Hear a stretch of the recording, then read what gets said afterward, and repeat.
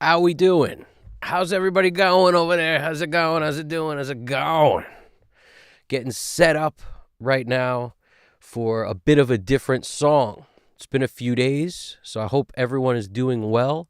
I hope you're mixing, engineering, recording, having a great time doing all the stuff we do. And this is going to be a fun one. I was asking the artist, whose name is Nicholas Desouza, I'm asking him what kind of music you think this is. And we just laughed for a second, and it's like, I guess you could call this fusion. It's awesome music is what this is. And all the players are so tight.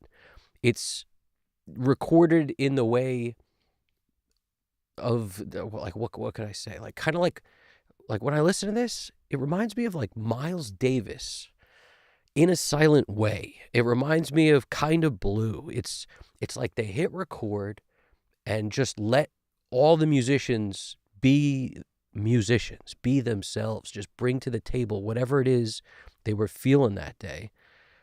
And it's all, it's live recorded. The word live recorded is a weird one. It's not done in front of an audience, but they played everything live. There are no overdubs, there's no punch-ins. So this will be a very different kind of mix today, and it's exciting to bring this to you. So without further ado, I'm going to jump in and show you the session. Alex Christoph drums. What's poppin', Alex Christoph drums? How you doing over there? You got the first bicycle horn of amazingness, punctuality, good fortune, and welcome. How you doing over there? We got I'm doing excellent over here. My cat had a stroke yesterday, and I'm a wreck. Please send vibes our way. I'm so sorry to hear that, man. Is that a dog or is it a cat? I'm sorry, my screen is a little small for me to tell what that is. It looks like it could be a dog. I don't know what either way, whether it's a cat or a dog, that's unfortunate. I really feel for you, man. Animals are the best. I love animals. It's so sad because we feel so helpless. There's nothing we can do. And we can't, they can't talk to us and tell us what's going on. It's the worst. So I feel for you on that. Man. I hope everything goes okay, and I hope your furry friend heals up and makes a smooth and quick recovery. Kind of Alex Christoph wrote, my pity, she's still with us. We're doing what we can not to number. Yeah, it's all, man, life happens. I totally get it, dude. It's all good. Backstretch, agreed. Anybody watching, backstretch time. Pull out your sessions if you got some sessions you're working on. And, feel free. Work along while I'm doing this and jump back and forth in the chat. Share your pain with us. No one understands it better than we do. And I think the only people who really understand what engineers go through are other engineers. Whether it's just something crazy that happened that day or something that's on your mind or something that's been difficult or whatever it is, throw it in there. We appreciate all of it. So anybody checking this out, let me play this from the top and we'll just get a starting point. And I'm going to be using the SSL 360 view for a lot of the mix today because I am absolutely obsessed with it. I'm obsessed with it for a lot of reasons. It takes my eyes out of the game.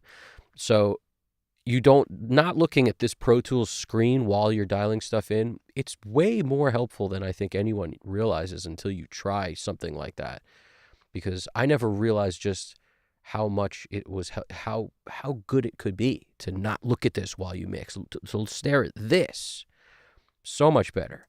And I reach out with the UC1, I'm touching stuff, and then the knobs do what they do, and I don't care where they go. I'm not even looking at them. It's cool that you guys can see what I'm turning on the screen, but it's not even really relevant. I'm twisting stuff, depending on where I feel it, If it's low end, it's the freaking low I got 4 bands. That's the beauty of that. It doesn't overcomplicate things. SSL channel strips are amazing, but only if you like that kind of workflow. I love channel strip workflow personally. So let me hit play real quick. You get a sense of what we're dealing with. I might dial in some levels and kind of, all I've done so far is dialed in the panning. I queued up my parallel bus on drums, which is an SSL bus comp. I'm trying to keep this as simple as possible, old school. It's not on, but the sends are there at -10 dB and follow main pan, so that whatever I'm doing with the pan knob follows on the send to the parallel. And let us hit play. Here we go, without further ado.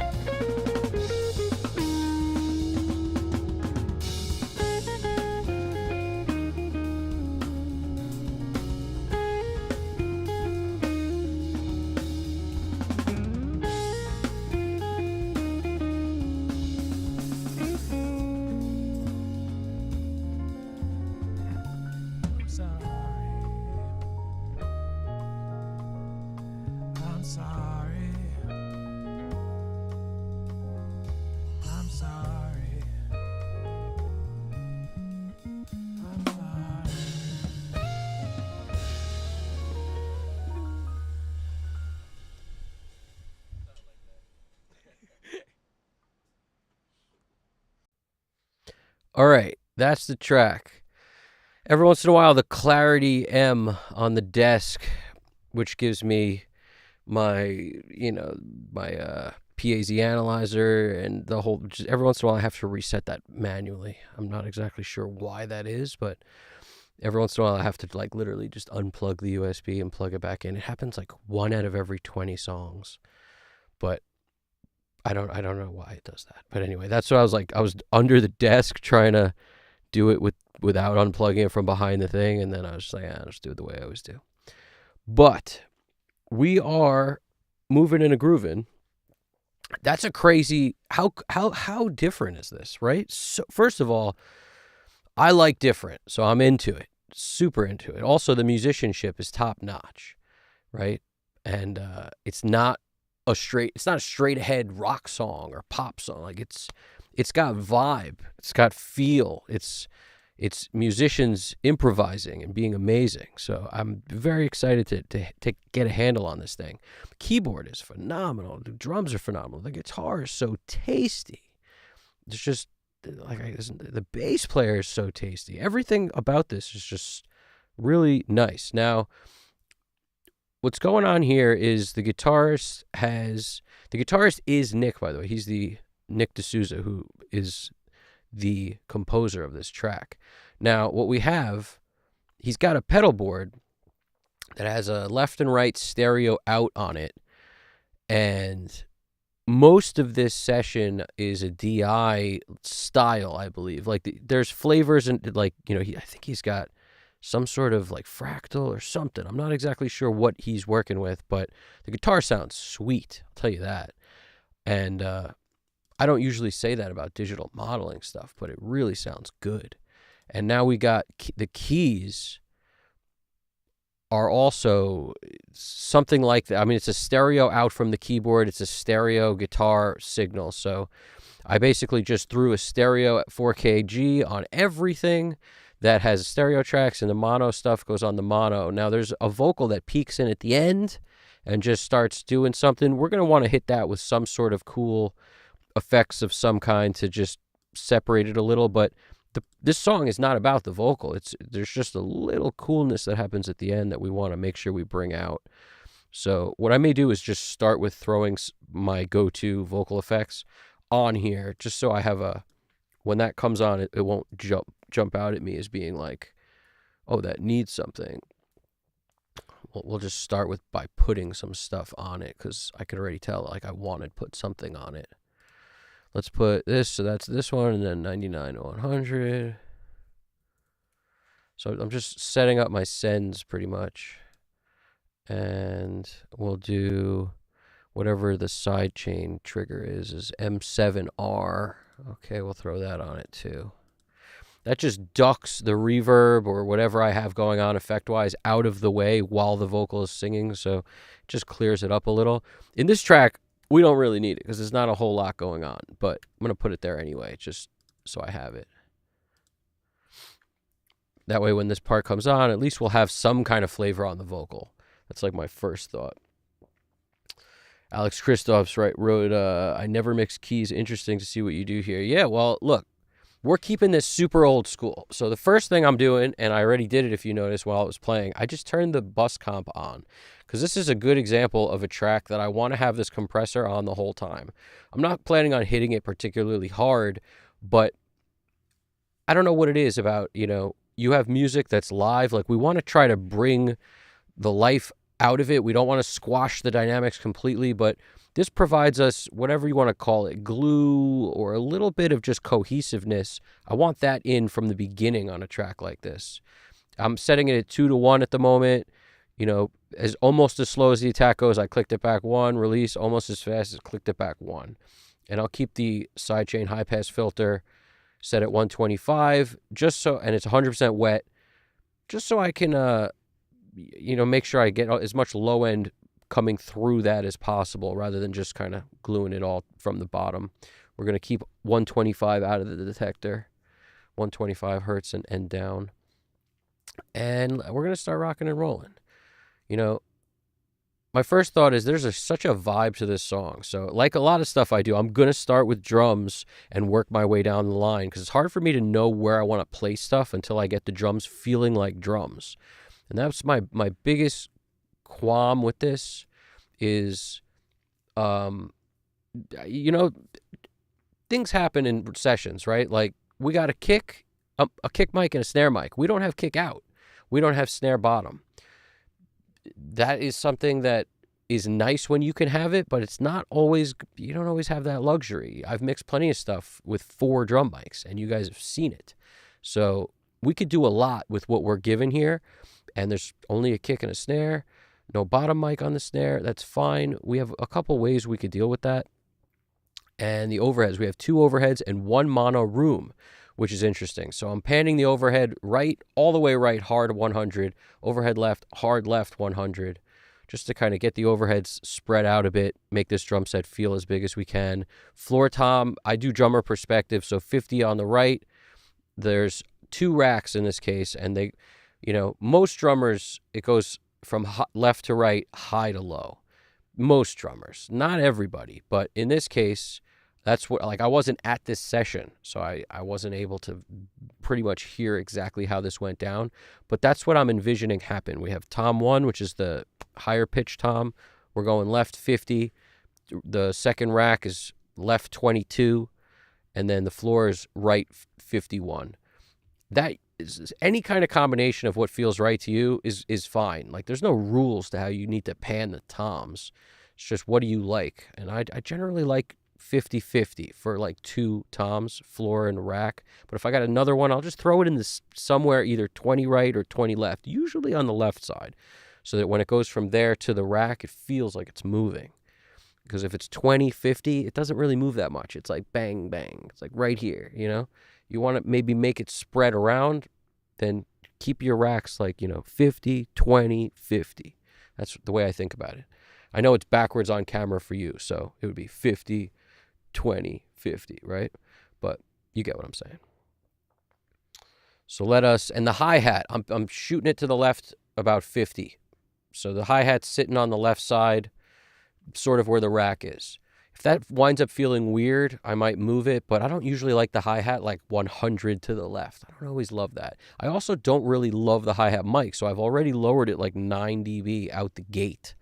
Now, the other thing you always see me do, which I'm going to do because it's essential, you have to lower everything so that you can then make, decisions while the kick and the snare are nice and prevalent and not competing with everything else. So there's not a whole lot of tracks in this song, so some of what I usually do, we can maybe abandon completely and not worry about it at all. But in this case, like vocals, none of the buses, I don't need. A lot of them we're going to use so little in this, I can't even tell you. I'm like excited for how little we're going to use. So let's just take all our colorful tracks. There's nothing over here that's highlighted. All our colorful tracks. And let us just bring everything down a bunch, or all for bring down, I call it. You can call it anything. Call it aardvark group. And what we're going to do is everything comes down like 15 dB.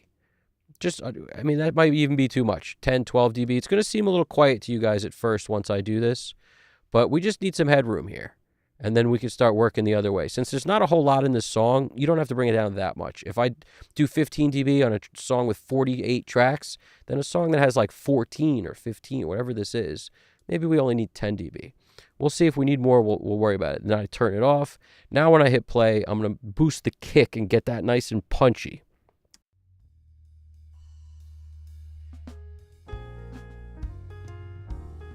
Never go over 0. Keep in mind, stay at 0 or below. And if you need more than that, you bring everything else down. That's a discipline that I think more people need to put in their arsenal.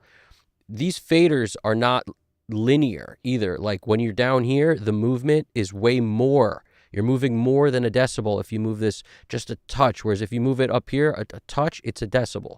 So that's what we call it, the fader not being linear. However, when you're 15 dB down, you're still okay. You're still in, basic 5 dB increments per that amount, roughly. When I look at my SSL fader jam, that's what you get. You pretty much get 5 dB every dot. roughly, all the way to about 15. Once you get below that, it starts to really change on you. So, like, don't worry about bringing it down and not having control. Like, I've heard people come up with a bunch of reasons why that might not be good for them or whatever. I don't buy into any of those reasons. I think this makes the most sense because I want to be able to automate at the end, and I want at least 12 dB to do it. And that's all you got above 0. So that means you might as well bring stuff down, then get comfortable. Once things are sitting nice, some of your stuff might be at 0, which means, if you need 6, 8 dB, you got it. You got that. Whereas if you're at +5, +8, you don't got all those dBs to automate if you need them. To me, that's a big thing. It's very important. So let's keep it moving.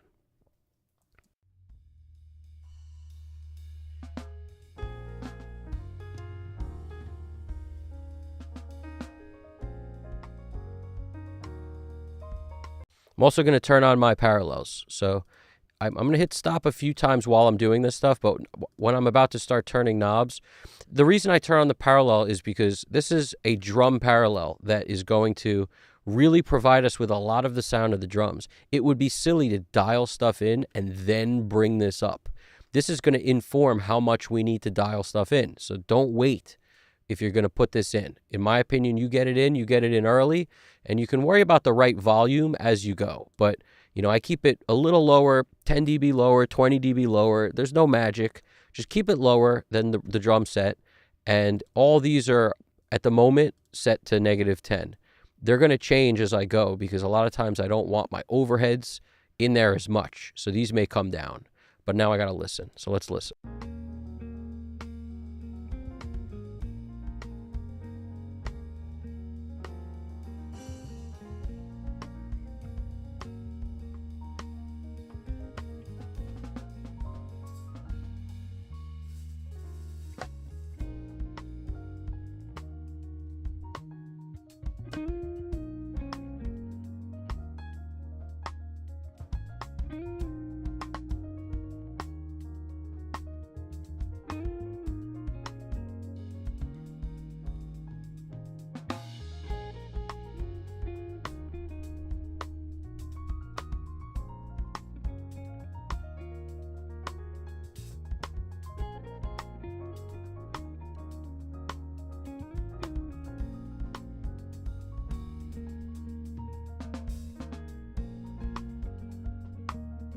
That's funny. I don't know why the order of these is backwards. Why is the snare verb on the left when the snare verb is clearly below the snare?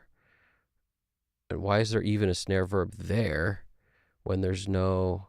there's a SSL 4KG here. Maybe that's why it's there. Well, now that I took it out, good. Okay, now it's visually makes sense. We'll worry about that in a second.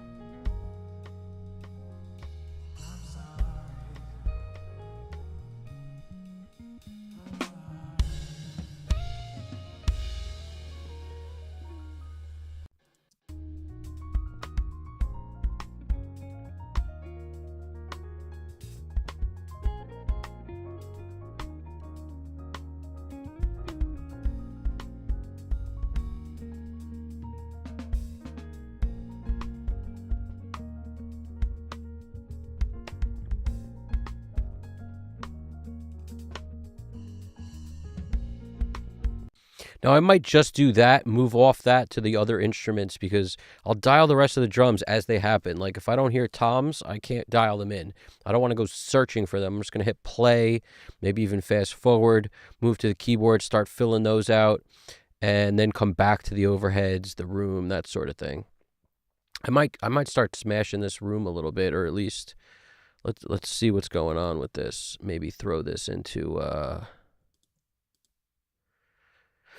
maybe I'll throw the room into, let's just make sure it's going there already into the parallel.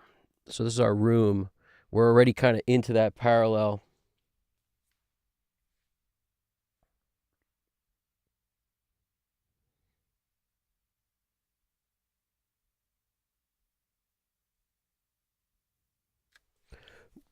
What's going on, Java Man 1096?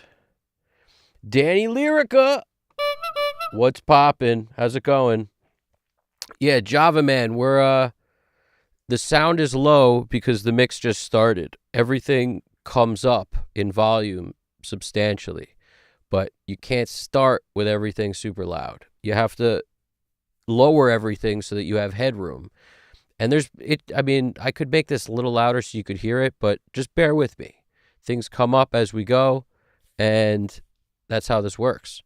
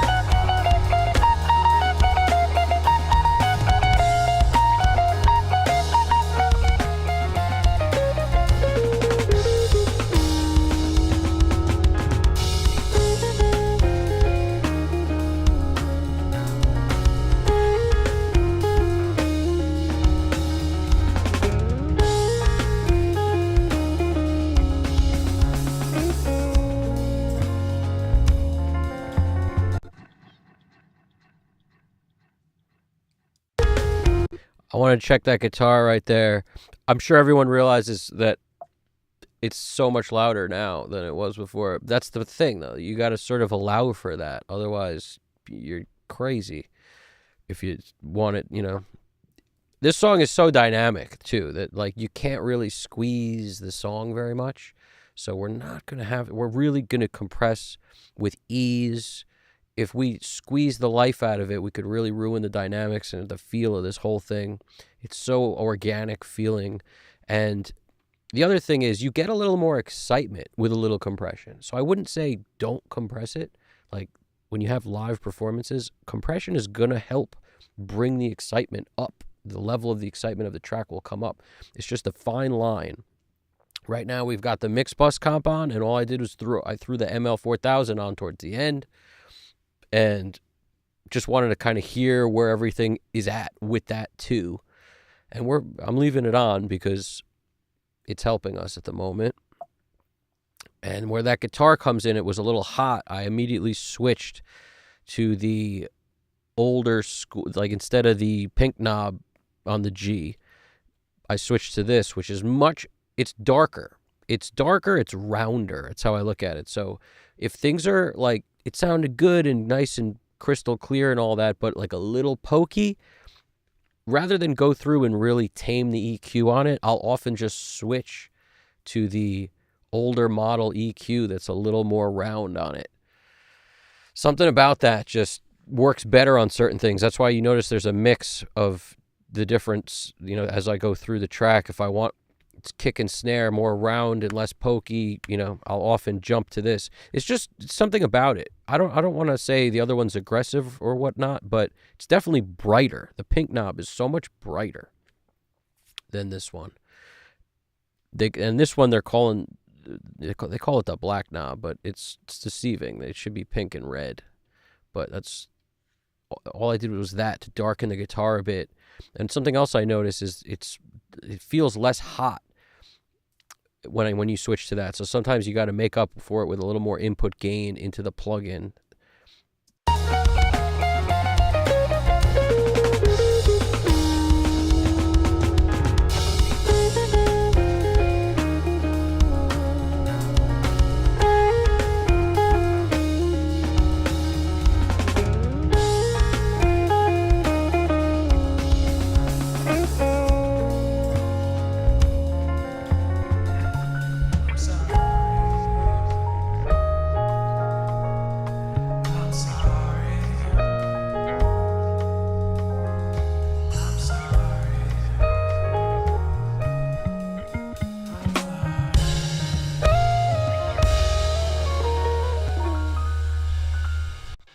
Now, he's playing mostly up high, not a lot of like low notes on the guitar. So I can probably get away with boosting more low end on the guitar, but it's not calling me to do that at the moment. That's not what I'm thinking. But between the two EQs, this one's so much brighter. It's like the first thing that you think of when you use the pink one.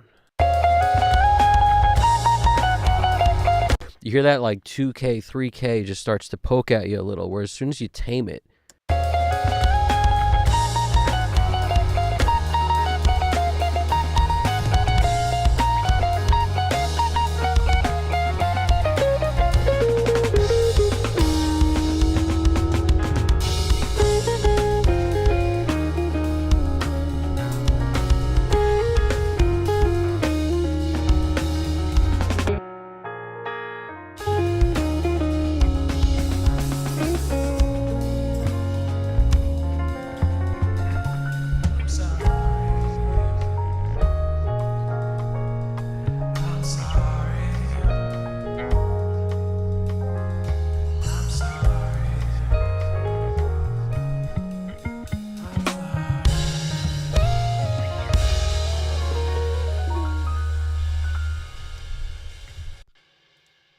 let's grab another spot and work from there.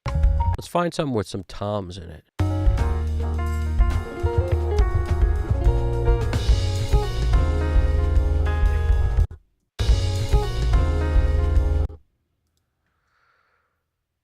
going to turn the Pro Q3 off. Sometimes I'll put a Pro Q3 on to identify where the resonant frequency is of that tom. So if you're not sure like which is the high tom, low tom, whatever, if you just throw the Pro Q3 on, it'll tell you, like it'll show, okay, this is, whatever C2 and this is A2, and it gives you a clue. If you don't, you could just listen to it and try to figure it out, but if you're not sure, you throw a Pro Q3 on, you could figure it out. Sometimes it's helpful if the toms are like real close together in size. Let's boost some lows on these. I'm going to go back to this view. I absolutely love this view. I'm just in love with this view.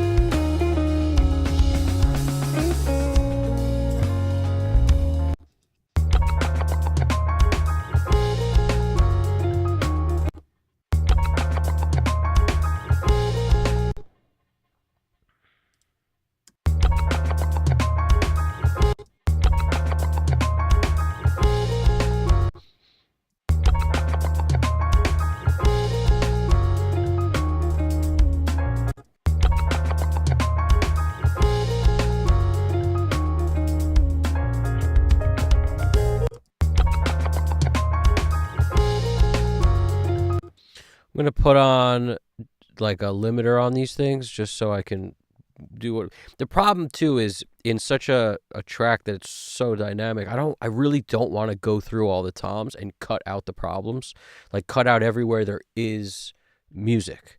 What I'm going to do first is just use the gate to kind of do our best to kind of lower the music a little bit, except for where the tom hits happen. But on some songs, you may want to go through if there's only a couple tom hits and just sort of find them all. But it's just certain moments in this song, he kind of goes nice and ham on it. So I really don't want to go through and find them all.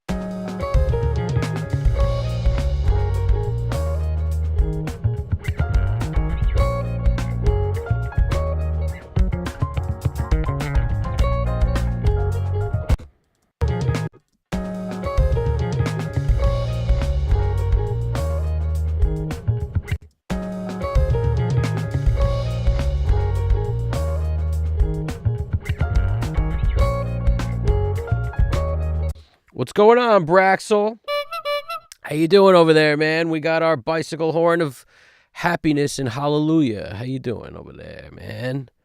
We are doing the thing. Danny Lyrica, glad to have you with us, my dude. That's a double bicycle horn for you, my friend. And we got, that's funny, Alex Christo, I just saw that you butt heads with the guitarist the most. We're already at like -10 lufs. It's already too loud. Freaking thing's already loud. I'll tell you the truth. Button heads with a guitarist as a drummer is the thing, I think. I butt heads with drummers more than everybody else also, because as a guitarist, I'm always like, man, play those cymbals louder. And the thing is, I play drums sometimes, so I feel like I have the right to say you don't need to hit the cymbals that loud. It's like we're not playing Madison Square Garden. Like, you're right next to us. The cymbals are being overhead. They're being mic'd with my microphone because it's right in front of you. Like, stop playing so loud. Hit the skins as loud as you want, but watch out with those cymbals, man. No hamburger yet, Brax. We're doing well, man. Your dog is very sick. Oh, man, you too? Man, Alex Kristoff had the same thing going on over there. What's with the pets at the moment? I'm sorry to hear that. Brax, I'm very sorry to hear that, man. I love animals, and I can understand your pain. That's awful, dude. That sucks. I wish your pet a speedy recovery also. It's crazy. Alex Kristoff that's the first thing he wrote when he joined the thing was he's like, he's going through it also, man. That's awful. I'm sorry to hear that, man. Both of you guys, I'm sorry to hear that.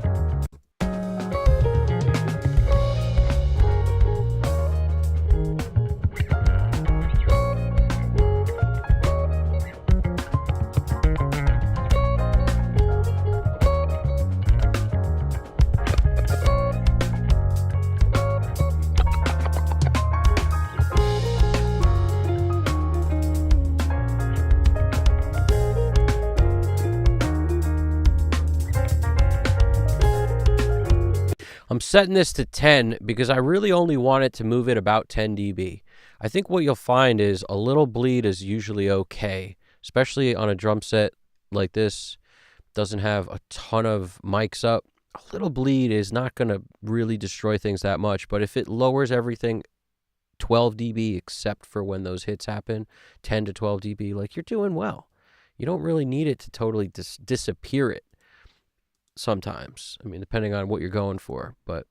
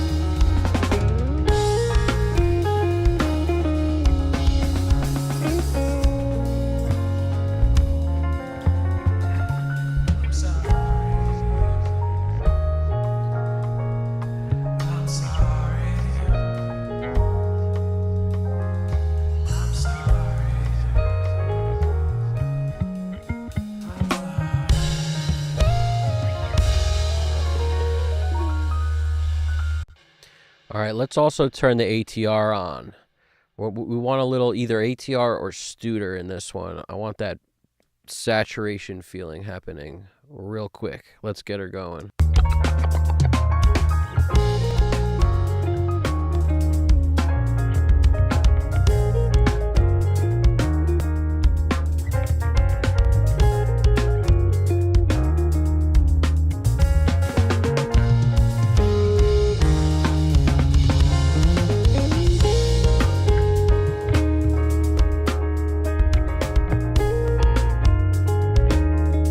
Now, this was imported from the template I used on the last song or the one before that, and whatever I tweak this a little bit, if I'm not mistaken, and I'm happy with it. But I usually start with the pushed 456 Fat Master setting and then tweak from there.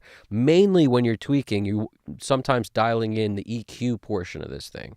Like if it's too bright, you deal with that. But I have a tendency to really like the pushed 456 because it breaks up. It saturates nicer at 456 than once you get higher on this plugin. Now, it's not the case for everything. Like a lot of the other settings also matter. But Studer gives you more of a low-end bump. If you like the super low-end push, the Studer A800 is a great option. This is kind of like splits the difference for me between nothing, the ton of low-end I get from the Studer. This is like right in the middle. And I like that. The Studer is very aggressive. And sometimes, no matter, like, if I don't put that on from the very beginning, the Studer's tough to deal with. Some people might like it better. I have a feeling, though, the ATR is more usually my preference because the Studer changes things too much. I'll turn it on just so you can see what I'm talking about.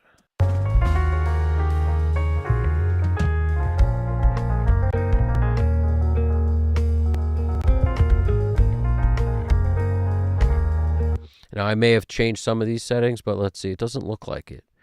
Let us see. I may have dialed this back a little.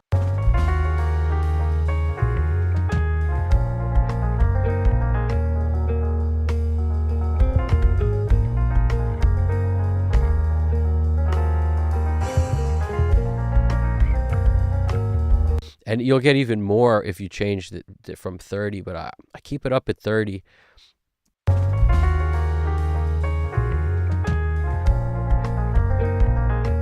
It sort of moves where the hump is. Like you should think of the IPS inches per second as where do I want my low end hump to be? But you get the most fidelity out of this plugin when you set it to GP9 and 30 inches per second.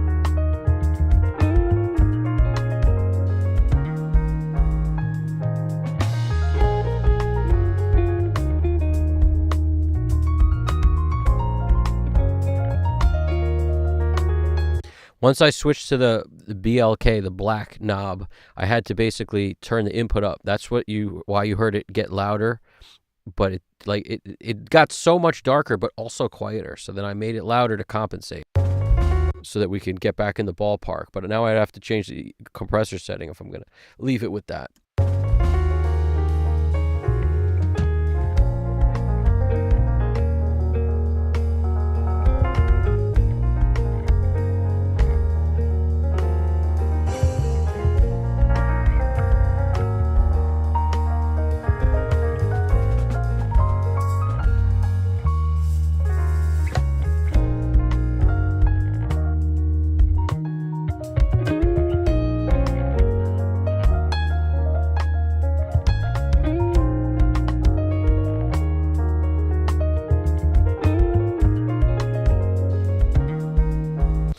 It's so much more old school vibes when I switch. I don't know about you guys. When I use that BLK knob, it has a tendency to just make things feel a little older school.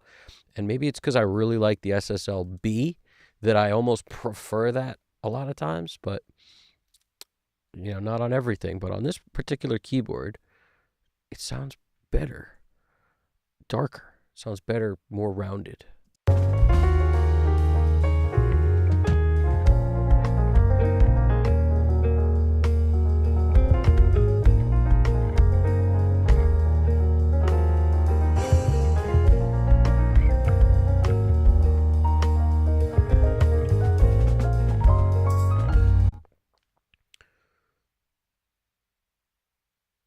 Oh, your 16-year-old dog, man.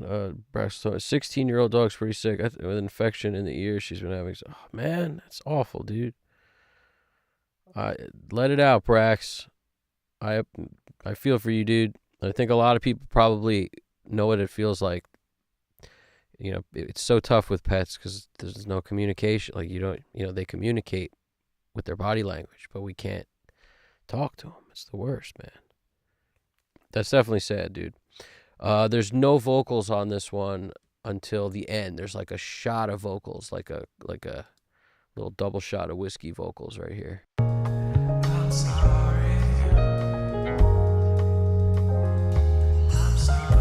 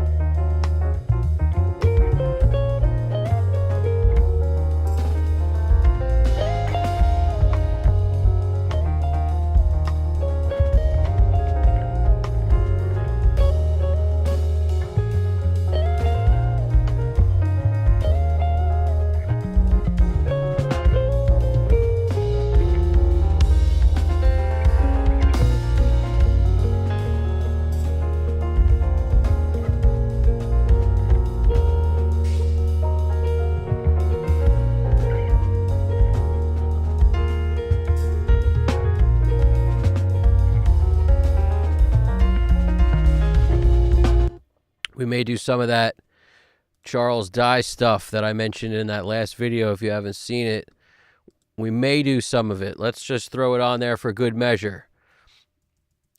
SPL twin tube in the front.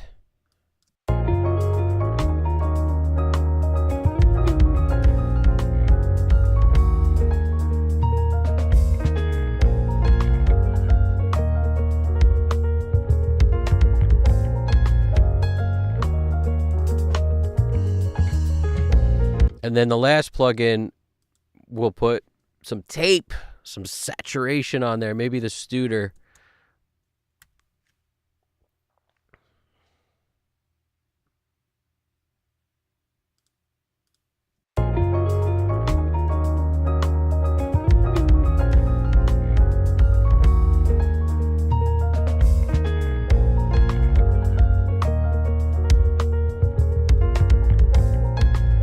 Little high-frequency driver to bring out the attack on that front of that beater.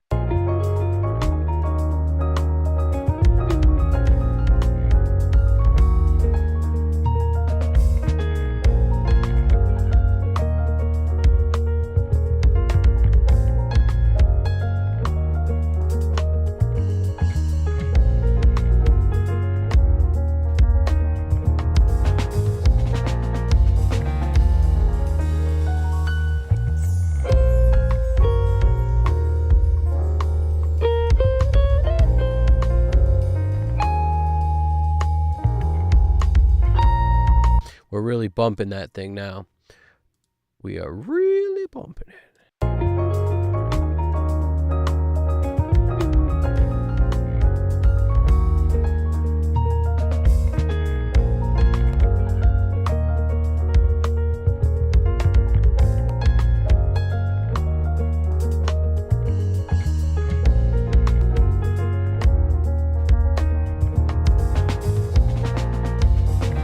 We're doing that thing. We're doing that Charles Dye thing. I may take it off later and just stick with just our SSL game, but we're doing that thing. I can't help it, man. This Charles Dye's the man. I've been looking up everything I could find on him. I've found other lectures and all sorts of stuff. Just everything the dude's ever said. I go on these binges of like, trying to find every piece of information on like one particular person. And then I eventually switch that to somebody else. But I feel like there's a benefit to that. I think we learn a lot when we pick up on other stuff. Justin Campbell, 5846. What's poppin', man? Got to give you the bicycle horn of good luck and good measure, good fortune, and all that great stuff. You were on drums on this? Dude, you played awesome. You played awesome. You destroyed. It sounds amazing. I mean, you're tight. This thing is ridiculous.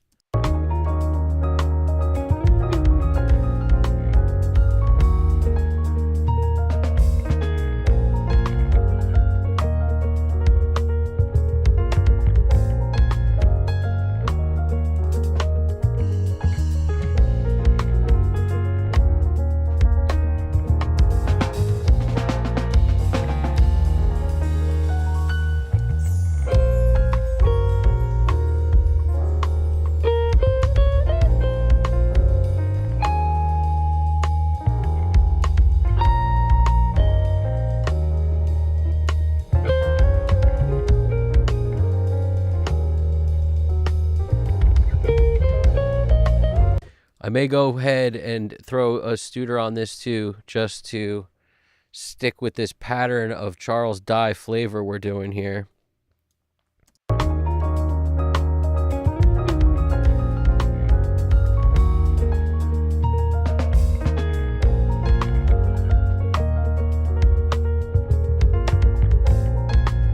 Those freaking rim clicks are so good. They're so solid.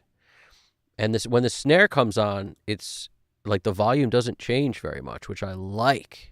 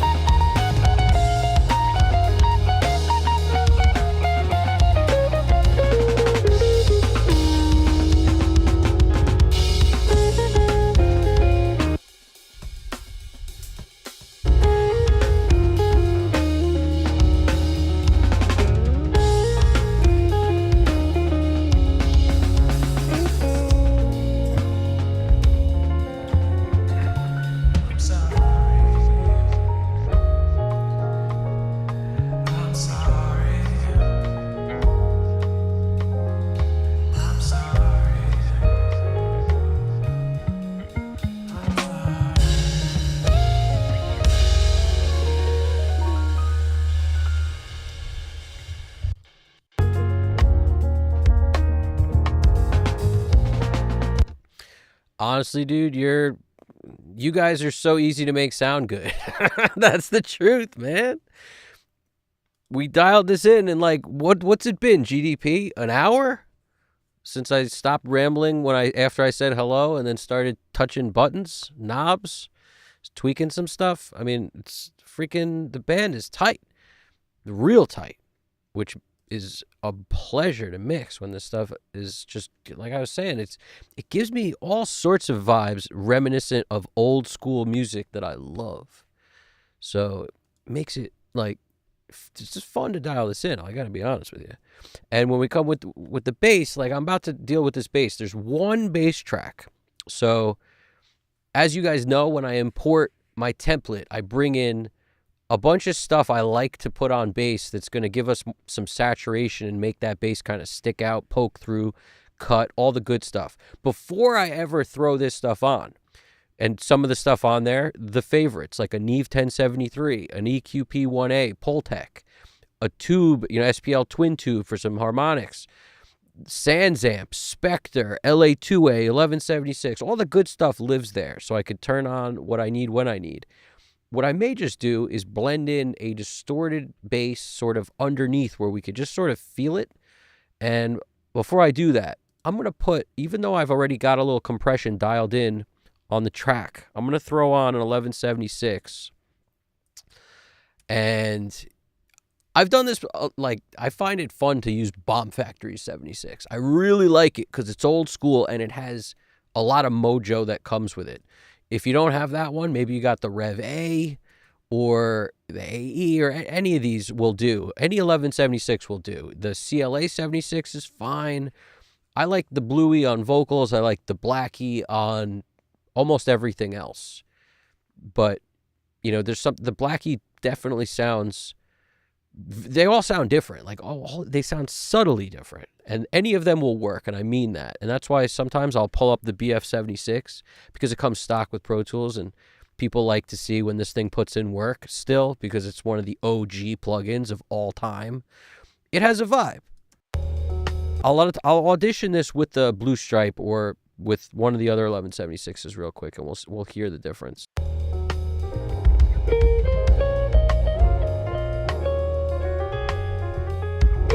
I definitely want at least the needle moving here, 5 dB minimum. This thing goes little increments to about 5 and then 7 dB. That's fine, but I want the needle moving. With an 1176, the needle should move. If you just get 1 or 2 dB of compression, it's not the right compressor for that kind of a thing. Unless you're using it in series with another compressor before it, which we're kind of doing now because we've got compression on the channel strip. So because we got a couple dB happening here, I might not be so quick to jump in with this thing, doing a ton.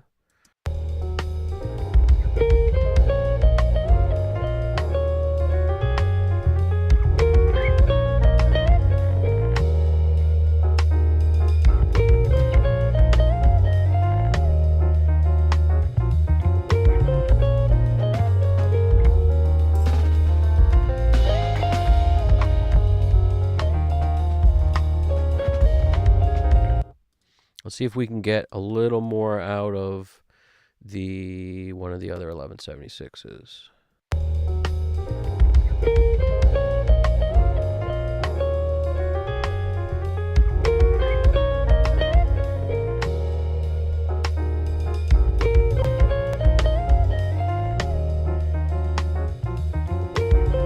My mix bus just relaxes so much when I don't use the Studer there. So I'm actually going to keep the Studer off for the moment. We'll go back to the ATR because we were getting so much low end out of that Studer that it was starting to really irk me a little bit. And I keep thinking, ooh, I need to take low end away from stuff, but it's nah. I prefer the sound of leaving the low end pretty hot on some of the instruments and just using a plugin that's not going to give us this giant round bottom.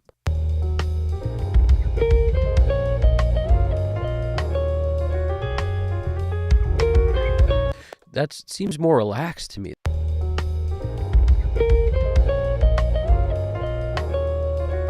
I got to turn the low frequency on the Repro EQ way down to make it kind of feel close or maybe be able to beat it.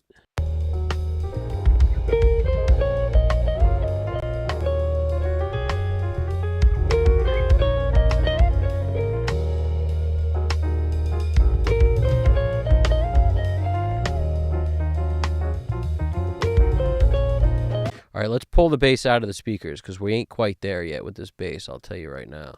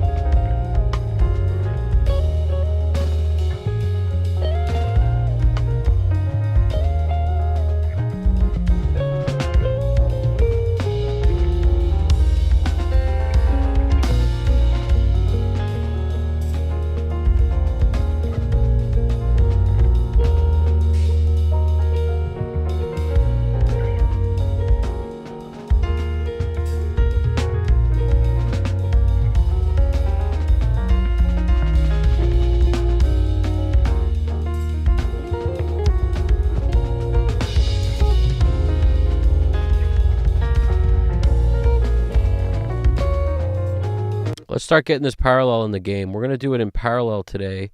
Instead of just sending the bass to this, let's run it in parallel first. See if we can like that better. Take it easy there, buddy. That was me I'm talking to myself. Take it easy, buddy.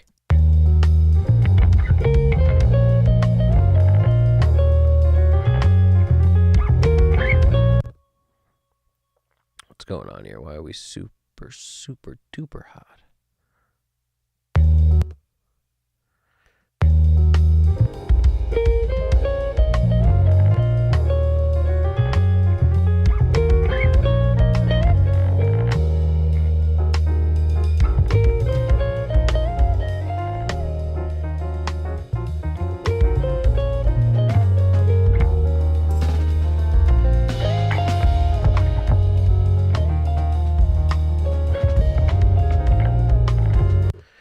To see if 75, 76 is being used somewhere else, because it almost feels like even though this is being muted, it's actually not affecting it. Where's our 75, 76? Is it being used somewhere else for some ridiculousness? Some accidental ridiculousness? It doesn't look like it. It don't look like it. We should be okay.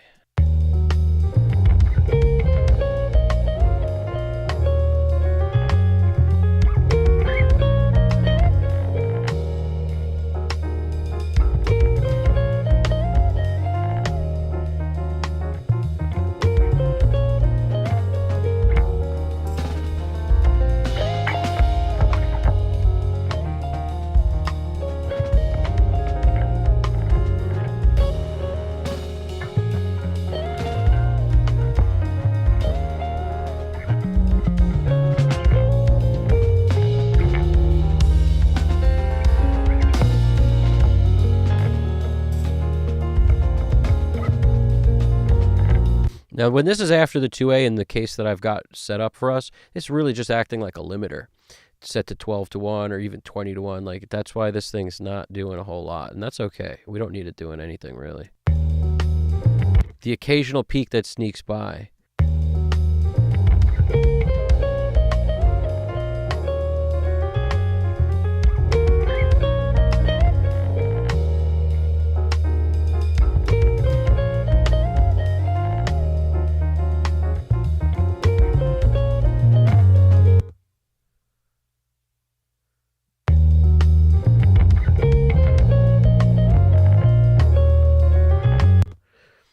Definitely something rotten in Denmark going on with this thing here. Maybe we'll use a different bus 33, 34, and see what happens with that.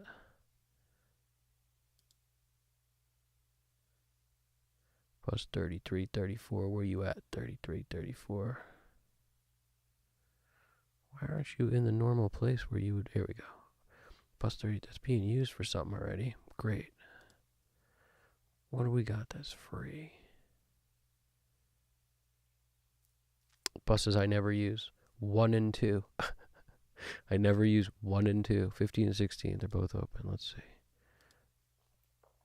I don't know why it's doing that. It's weird. 15 and 16. Okay, we'll deal with that one. Let's see if it now starts responding.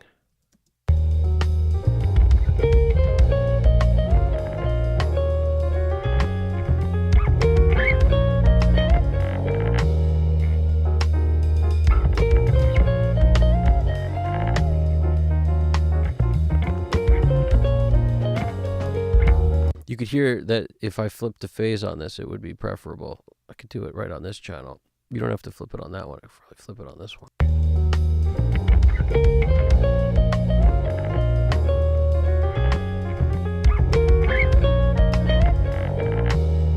And that's usually happens when you add something like SansAmp.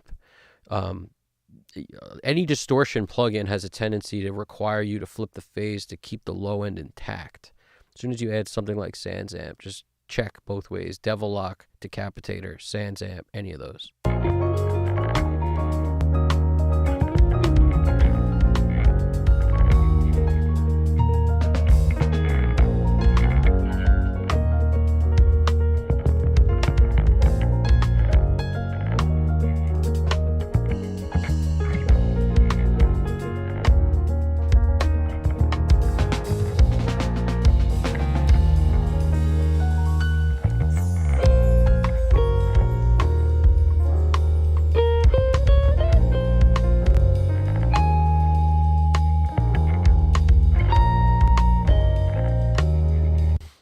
string noise doesn't seem as loud with the 76, which I like. Like the finger noise, the sliding, doesn't seem to be as prominent. Let's do this one right here.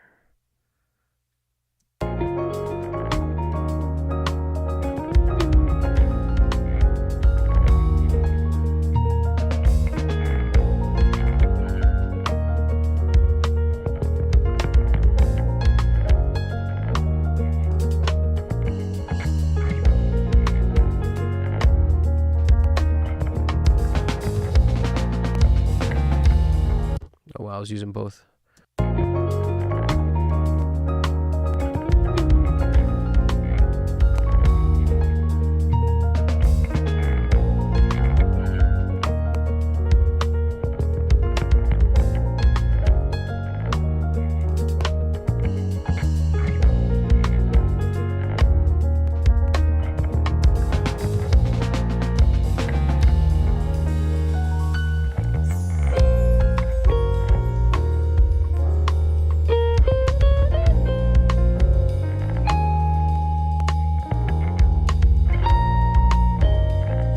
This seems to capture more top end with this plugin.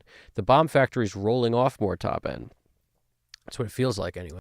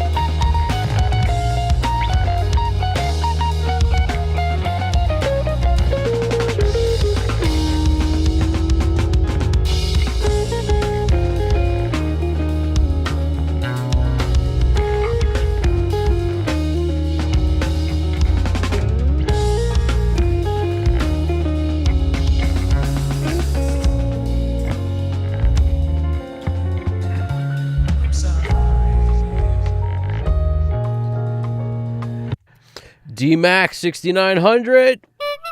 What's poppin', man?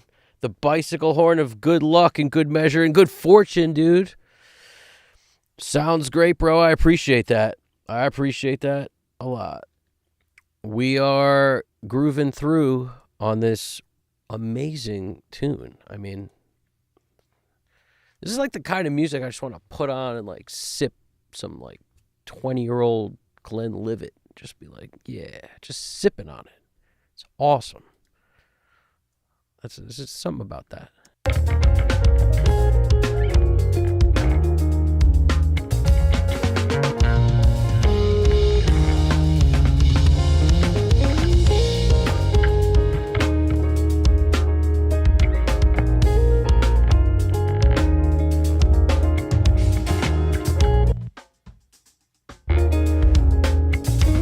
Let's smash this and see what we get out of this room if we really smash it.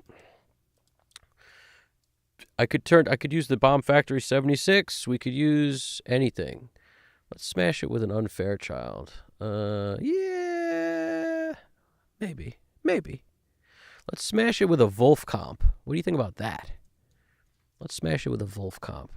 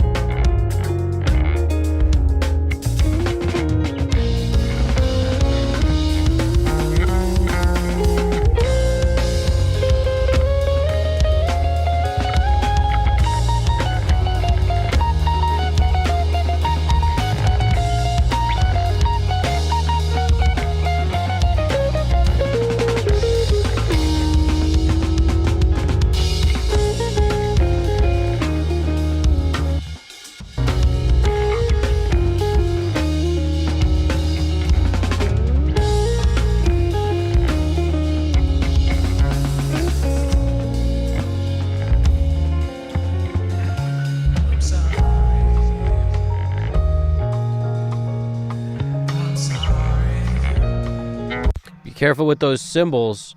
Once you smash a room mic, gotta watch out. That's the downside of it. And we're already hitting it in parallel, so I'm gonna try two things. I'm gonna take off the parallel on the room mic only. I'm gonna then switch and compare that to take off the Wolf comp and leave the parallel. Those are our two main options, other than keep this volume kind of conservative.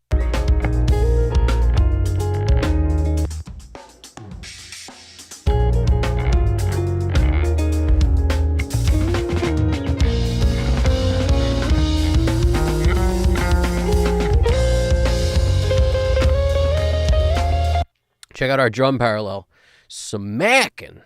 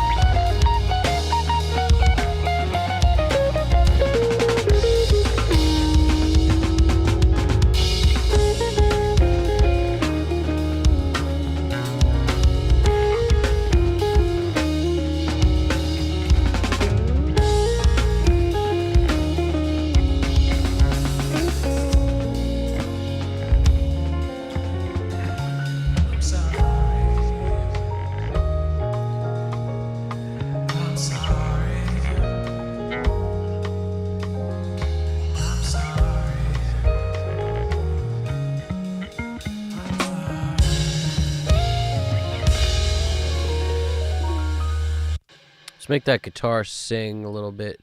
Gotta sing that stuff up. Yeah, Brax, I do wish I could help you, man. With the dog, Alex Christoph, I wish I could help you with your dog. It's unfortunate. The pets in the vet is tough, man. Pets having issues is tough. Danny Lyrica, Drum City. That's exactly correct, my friend.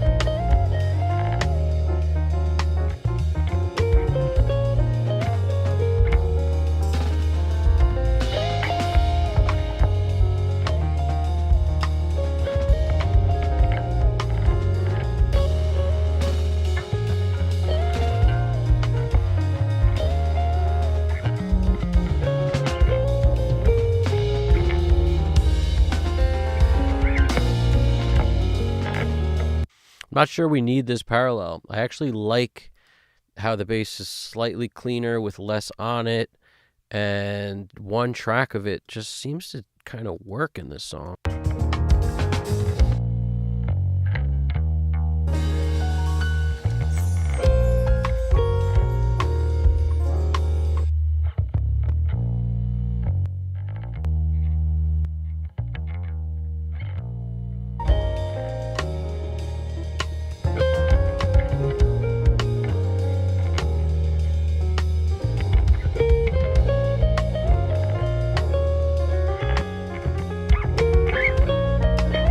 Yeah, I'm not liking all the string noise and stuff we're getting out of this. I can lower it a lot, and it'll make some of a difference, that's for sure.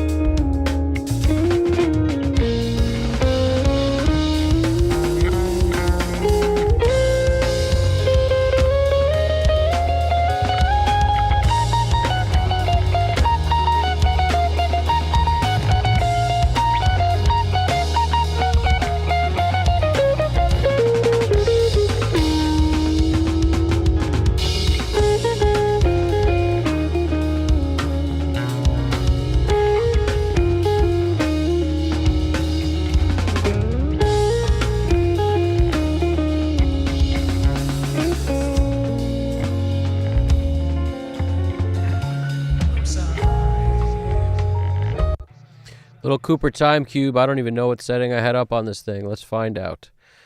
Some crazy one where I'm panned all the way right.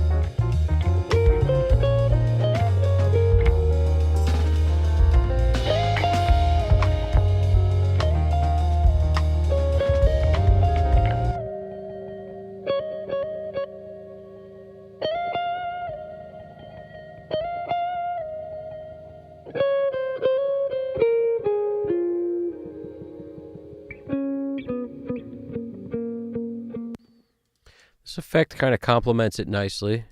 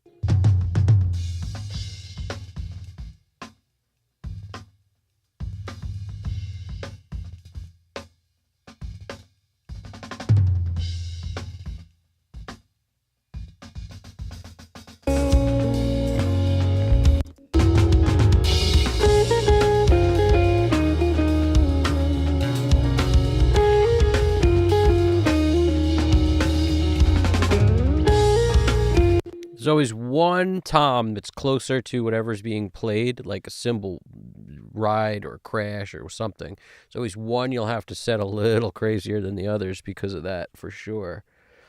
What's going on, Nick? What's going on over there? That's that bicycle horn. We got all sorts of crazy sounds, but the bicycle horn is the one we use for our close friends and everybody who stops by often, hangs out. They get that awesome bicycle horn.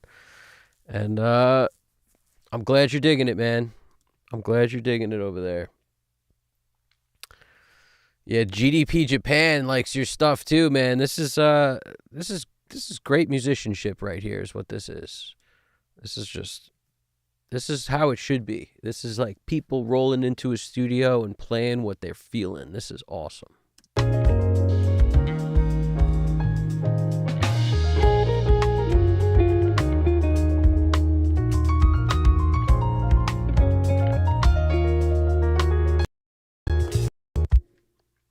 Let's turn on the sidecar real quick.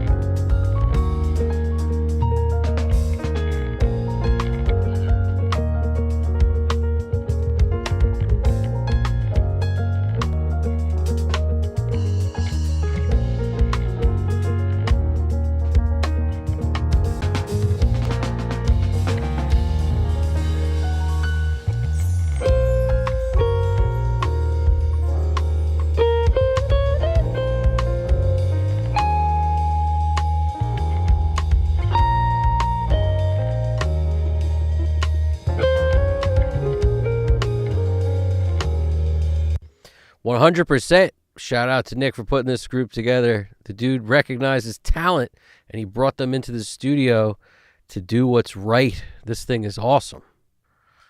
That's the first thing, like the second I heard it, I was like, what? It sounds so good. It's weird how that works too. How like you could listen to something for 20 or 30 seconds and get connected to it. That's how that works. Let's see what we could do with this keyboard. Grandissimo. We gotta get let's see what we could do with this keyboard.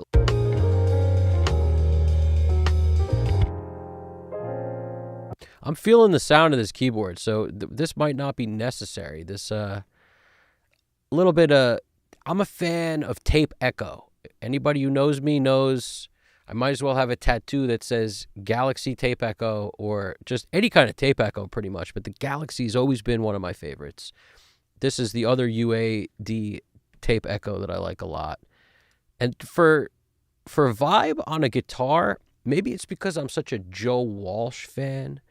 I'm like the song Funk 49, like something about that guitar that sounds amazing. It's like this subtle little slight delay, different left compared to right. There's something about that short delay sounds so good on guitar, but on keys, a similar thing you could achieve with like the Cooper Time Cube is my go-to for guitar for that reason, because we can get 23 milliseconds on one side. I mean, we can get super short. You can do 100, slight difference left and right. Now, when it comes to the tape echo,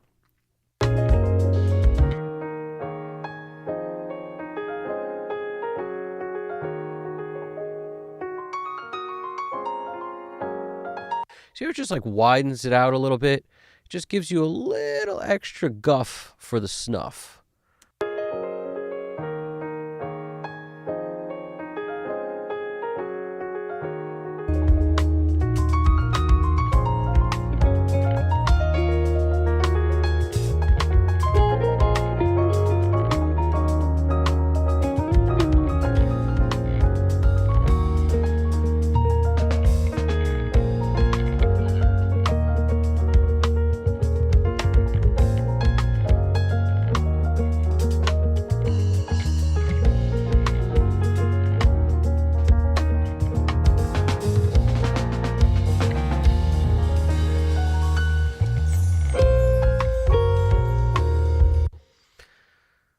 That's what's up right there. I'm glad you dig it, Danny Lyrica. This is it's one of those things. Great, you know, it's like this would be the best like Cruisin' USA music ever. Back the music on Cruisin' USA was rough, man. Do you guys remember that? It's like all those songs are stuck in my head, like the arcade, Cruisin' USA, freaking that menu, like such a joke with that what they were doing. It was like the most 80s theme song ever. Yeah. Whoa. Whoa. Yeah. That's the theme song for Cruisin' USA. Like while you're picking your car or your race, like what? Like that was why? Like why did they pick that? Yeah. Whoa, yeah.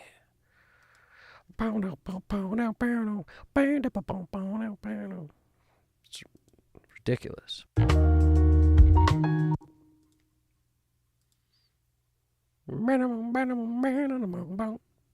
can't get it out of my head now.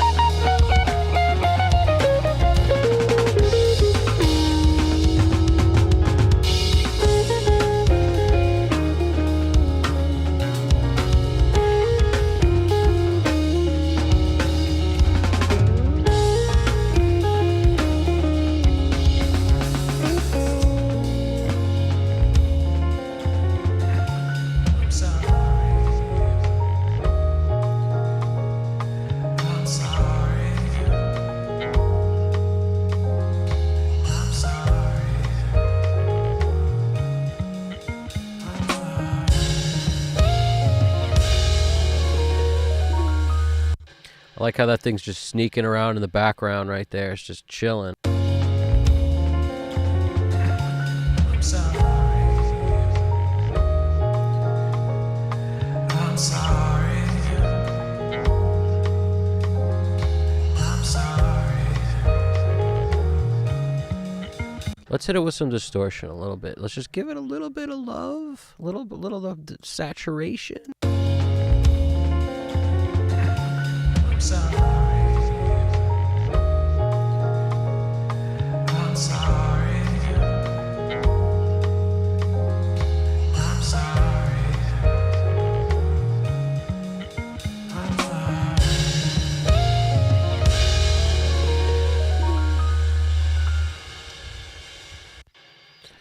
That's cool. That is cool. Let me think about this for a second. I'm sorry. I'm sorry. Let's hit him with a pan man. My gut's telling me, make that thing move. Make it move. Make it move a little bit. That's what my gut's telling me. I'm sorry. I'm sorry. I'm sorry. I'm sorry.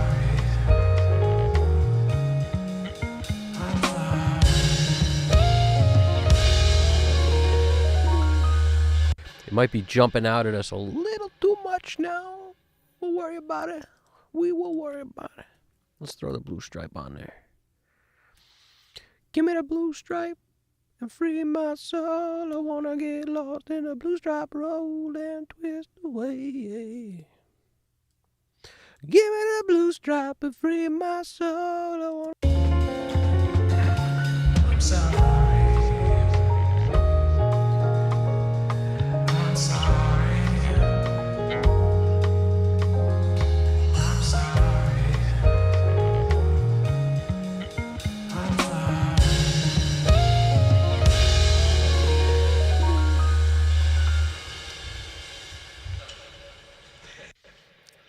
You're talking about the MIDI piano on Cruisin', right? It's crazy, dude.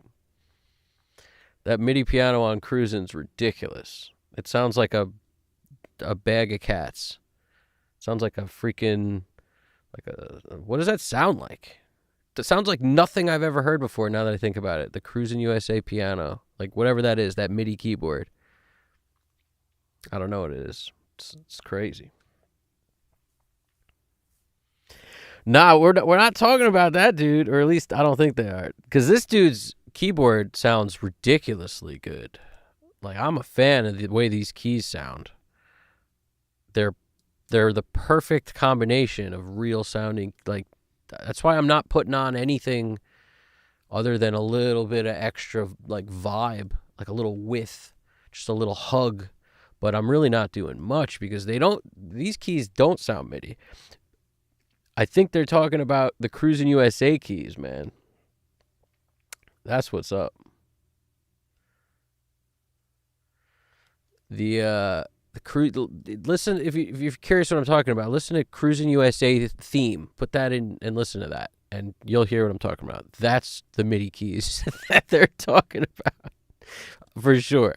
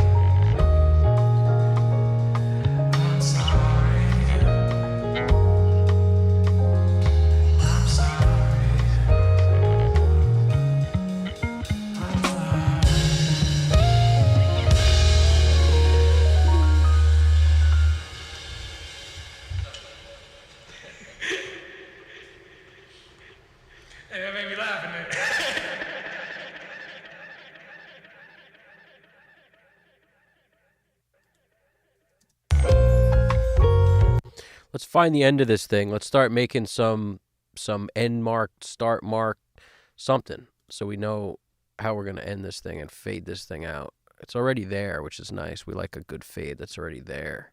Gotta love that.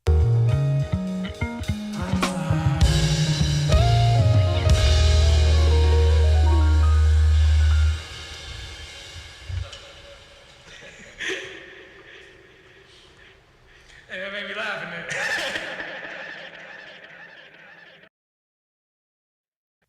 Hey, that made me laugh, innit?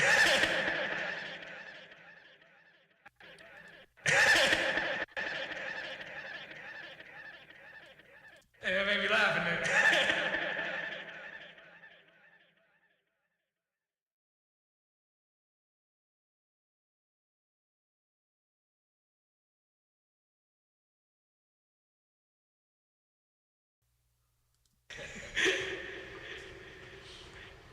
Hey, that made me laugh, innit?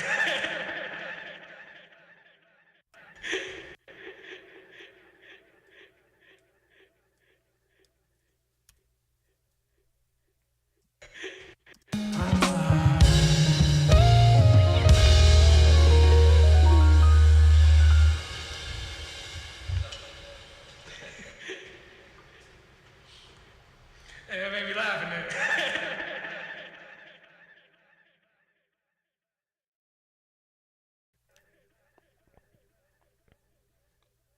Nightbot has no soul is right, dude. That's what's up with the bot of nights. Bot of nights. Ah, that's the good old 2-hour Glockenspiel timer.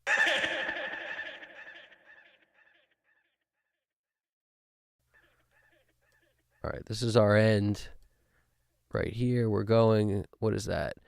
517.05. What is it? 517.0. Yeah, so we'll call it 1.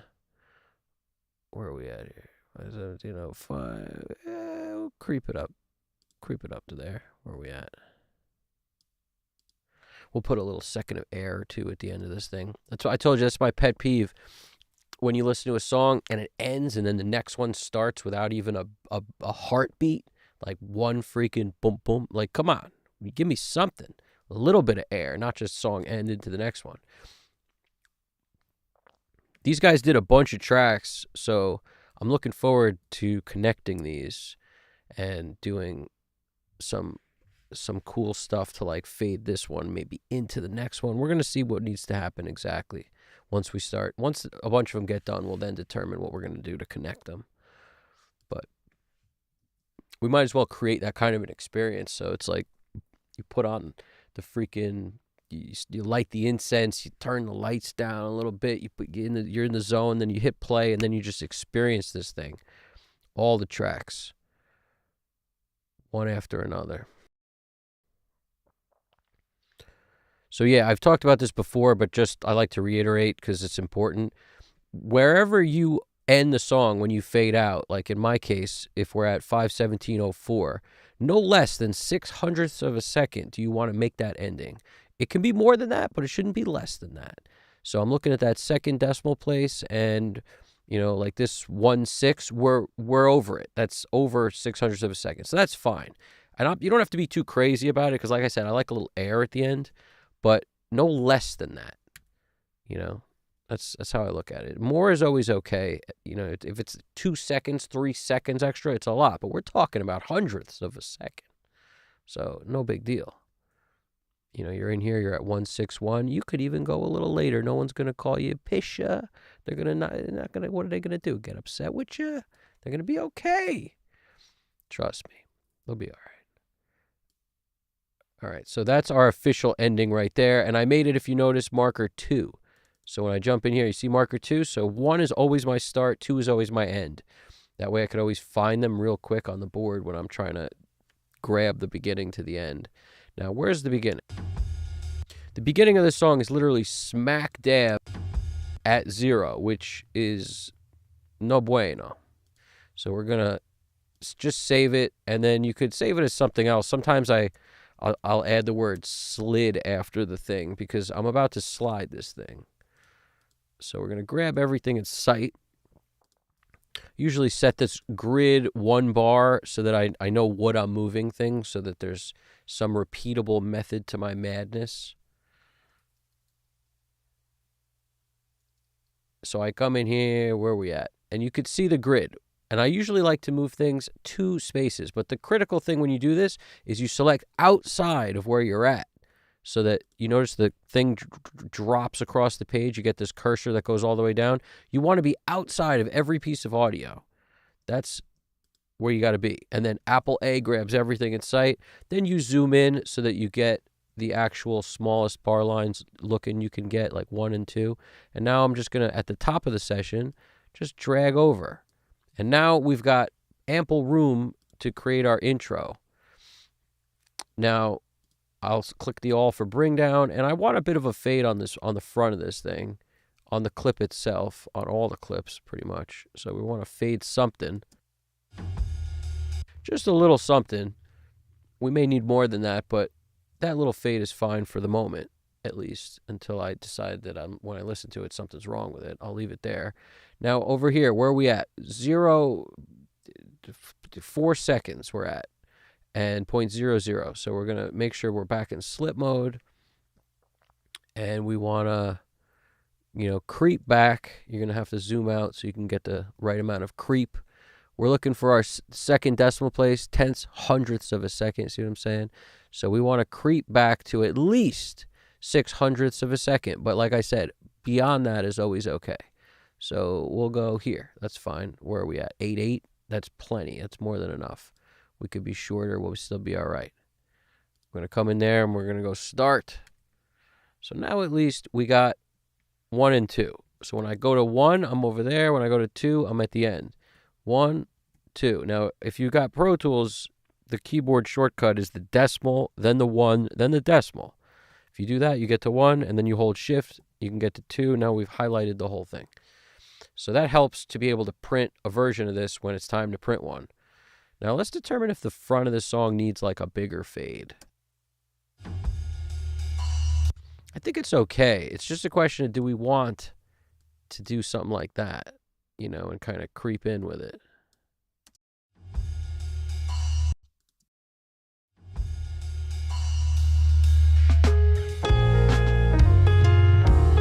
The bass is doing like a swell in the intro. So if I do anything, let's take off our all for bring down.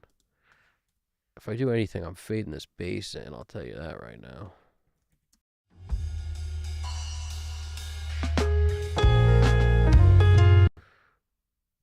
Let's leave it there. Yeah, it just sounds weird how the bass is so loud compared to everything else. Whereas when the bass comes in on that 1 beat, like as long as we're at full volume at the 1 beat, which is right here, then we're going to be good.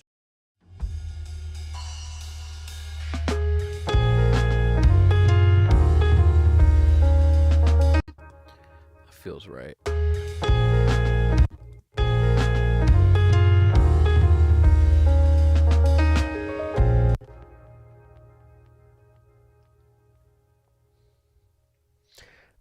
There we go. Oh, dude, Cruising USA. There we were. That's Vincent Price. Is Evan sampling these? Danny Lyric is asking, putting those splices in his library, making some weird effects. Do it, says Nick. Awesome. I don't know. The sounds came with Kool-Aids. GDP Japan throwing in that classic Arnold Schwarzenegger comic relief that's so necessary in situations like these.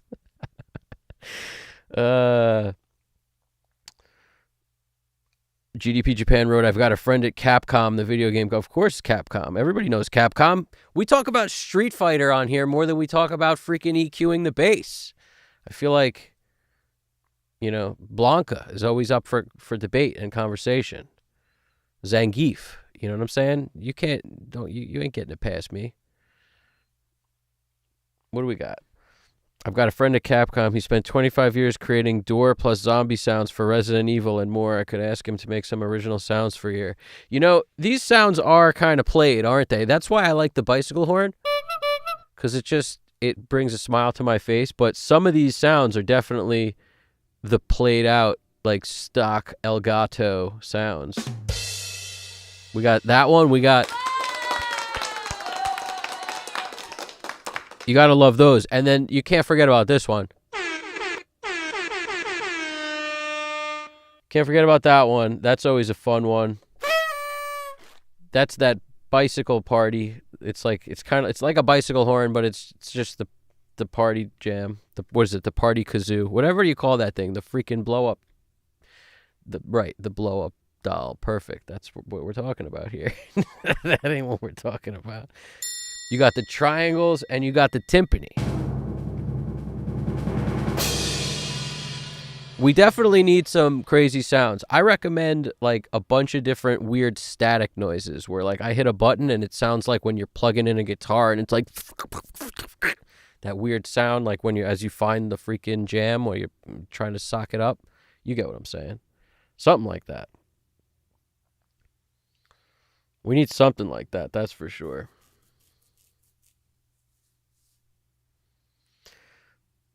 First of all, the coolest video game sounds ever were in Mortal Kombat. Like the OG Mortal Kombat with freaking like Get Over Here. And there's a video floating around on YouTube with that stuff. That's fun. It's really cool to watch how they came up with that.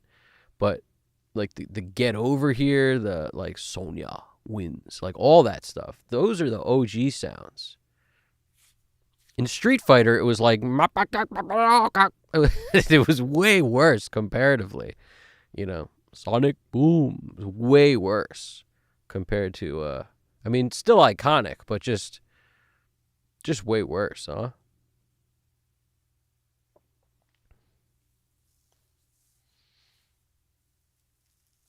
Yeah, the Blanca shocking move was a weird sound that came with it. Everyone hated that thing. But the E Honda, I talk about E Honda all the time. E Honda's that was my go-to character. I feel like E Honda was the I have a lot of friends that would only use Chun-Li. Anyway, we're doing it. The timpanis are pretty ridiculous. I'm a fan of the timpanis.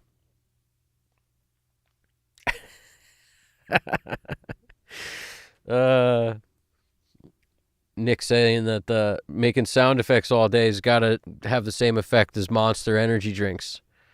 That dude's going home to punch. Oh, you were an M. Bison spin move, dude. Yeah, the M. Bison had that slide. He had that ridiculous, like, freaking reverse moonwalk forward. He had that zippy slide. He would just, like, zip at you. The Mortal Kombat punching sounds were amazing. They were. But, like, the Get Over Here was, like, such a guttural, vicious sound. It was so cool. There's so many great... It's just... I'm kind of upset I no longer have any of those games. Like, I should have kept them forever. Some of those games were amazing. And some of the music in those games is so iconic that, like, if I still had them, I would have definitely connected the output to something to record some of that stuff and sample it for something. Those would be the most OG sounds of all time, but I don't have any of those games anymore. They were taking up too much space, so I got rid of them. It's unfortunate, but you got to do that stuff sometimes. Clearing the cache. You got to clear the cache out of there. You know, in your life, in your computer, the whole thing. Clear the cache.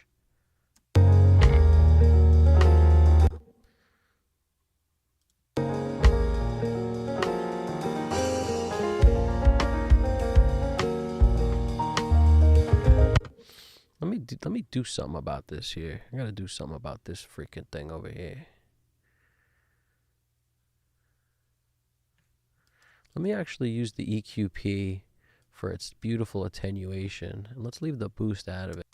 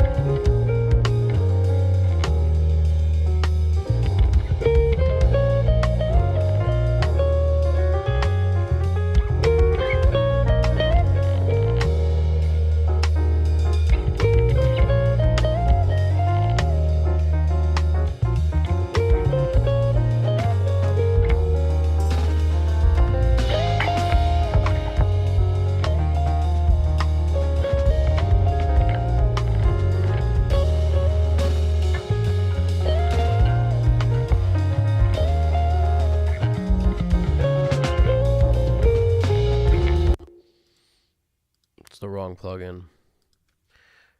I'm just such a fan of this twin tube thing.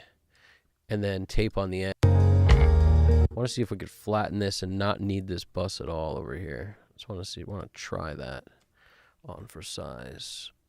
Which tape were we using? Maybe we haven't tried oxide tape yet in this, but we've been using the Studer pretty religiously on this track.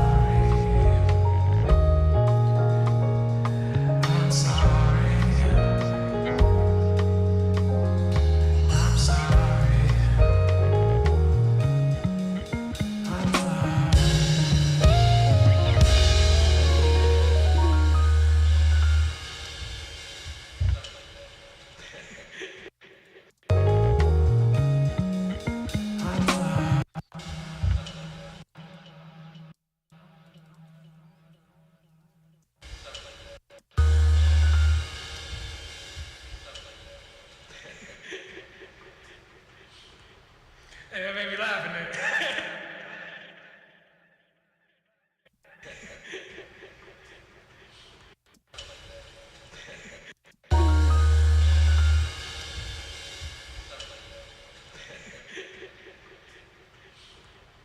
It made me laugh in it.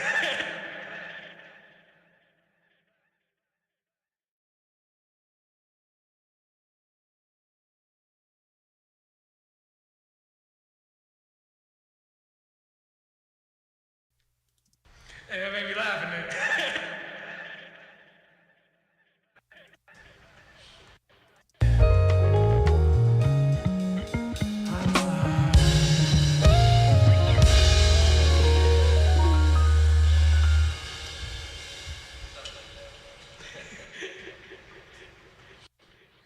Right, GDP? I totally feel you, man. I'm feeling this song a lot. And the cool thing is, when stuff comes together that quick, too, it's a nice feeling.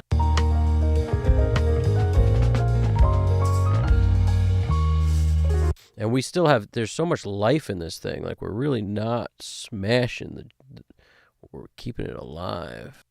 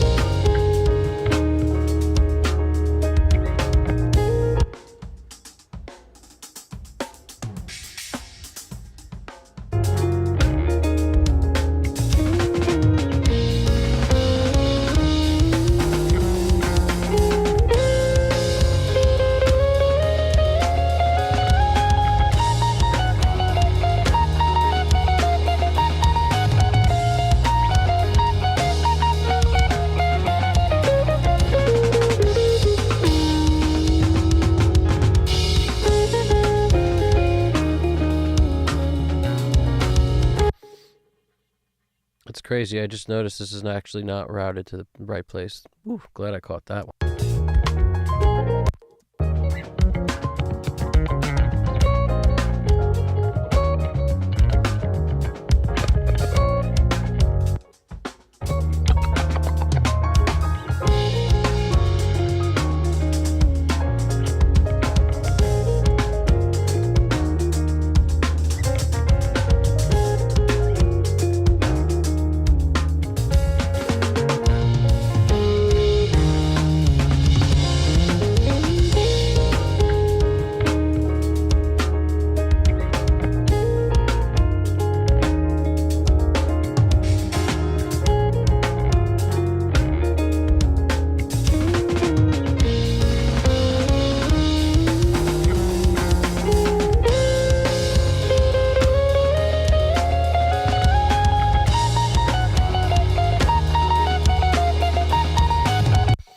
Do your thing, Nick.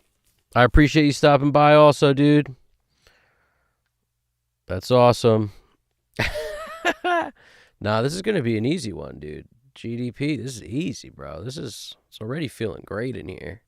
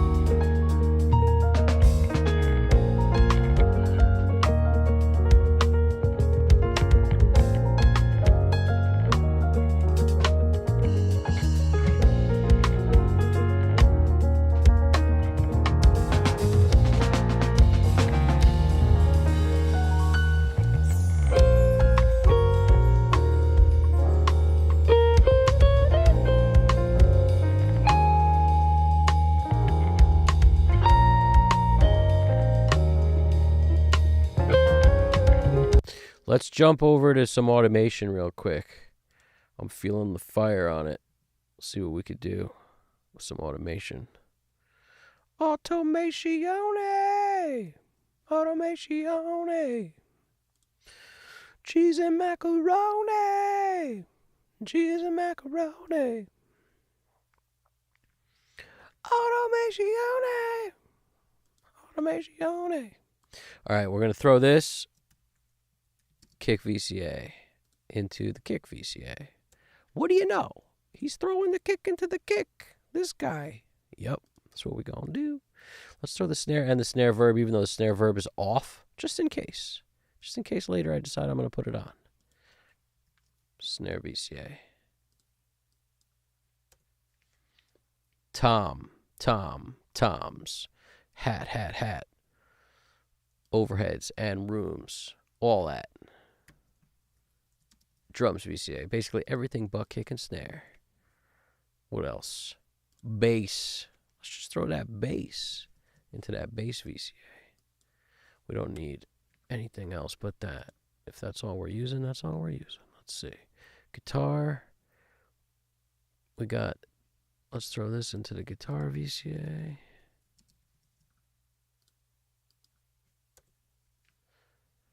Let's throw the keys into, it's, I usually have it called other, so I'll just change it after I see other.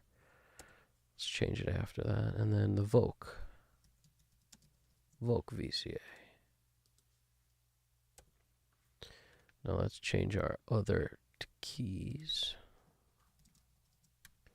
All right. Rocking and a rolling.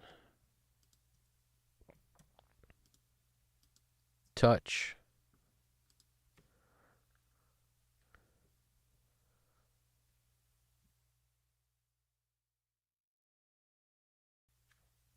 Let's do this.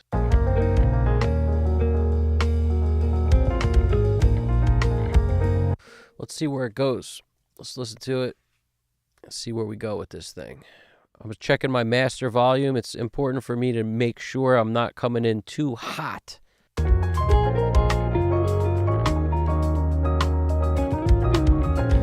That looks perfect. Where's our loudest point?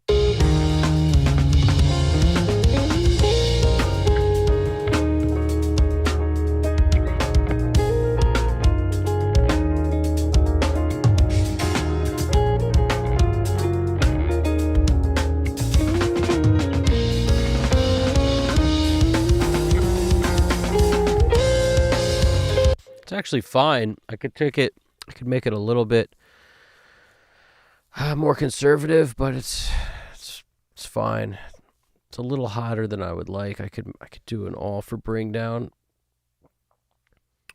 But now that everything's dumped into the buses already, I really don't want to do that. So maybe I'll just take it down here.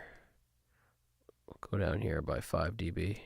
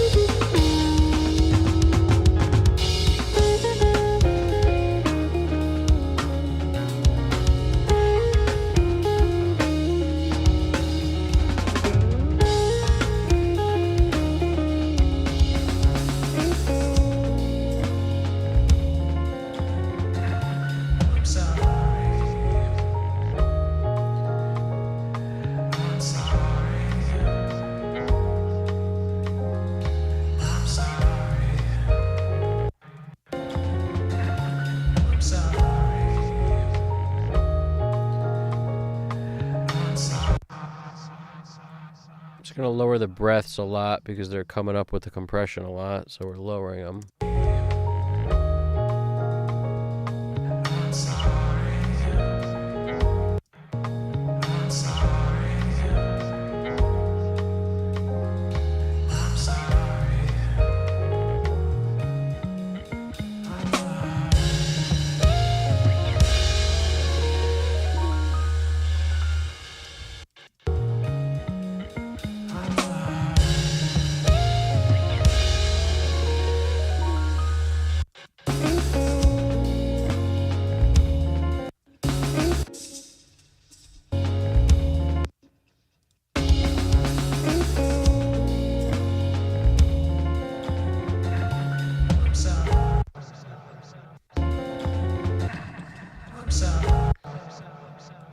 I think we can get rid of that little cough jam in there.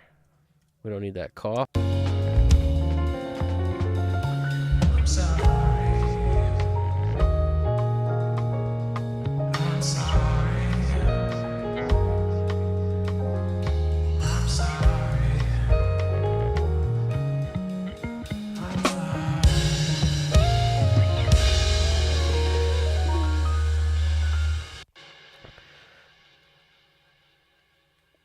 This is, I do have an IV that goes straight to the dump out spot. I'm IV'd up. I'm Jimmy IV'd up.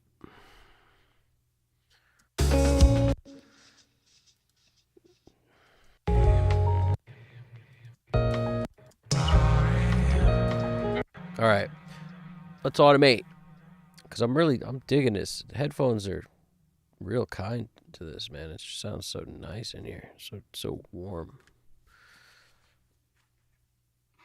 I never automate with headphones on, ever. That's just not my game. I don't play that game.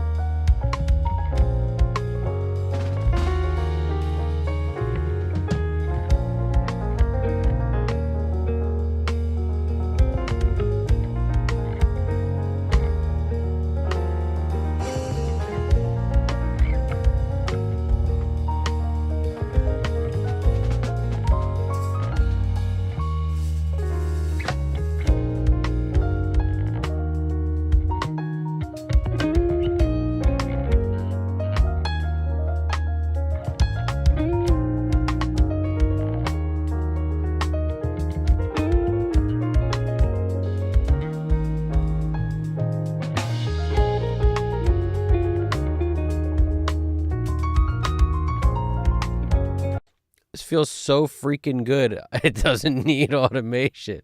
Maybe it doesn't. We're going to find out. The band has so much dynamic.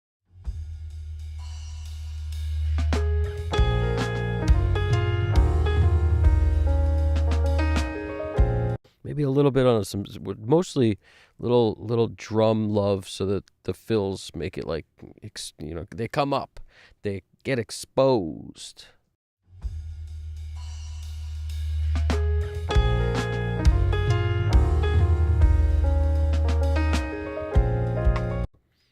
That's my feel on this.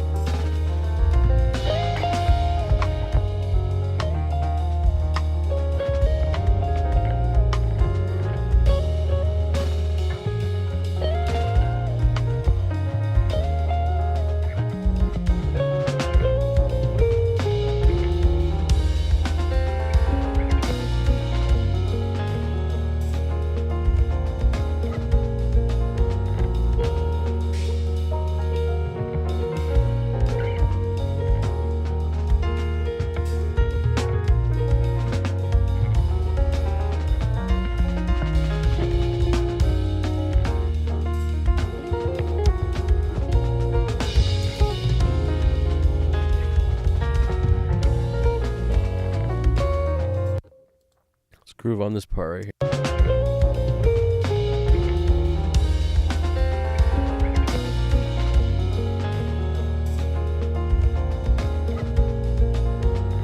I think our the Insta 360 cam is out, right? I'm not seeing anything on it, and I'm touching faders like crazy, but you don't see it, do you? Let me figure that one out real quick. Maybe I gotta reboot this camera. Let me see what's up with that real quick. Let me see what's up with the Insta 360 camera. Let me see what's up now, yeah. See what's up now. I don't know why it's not showing Nothing like it's frozen now. Baby, when you're floating down.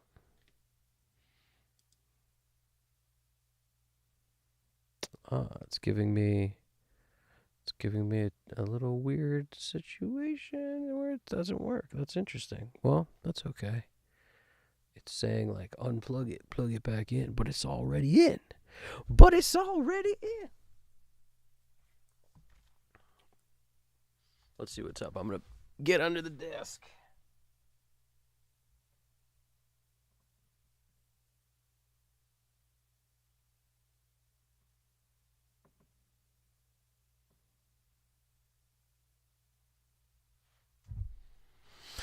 What about now?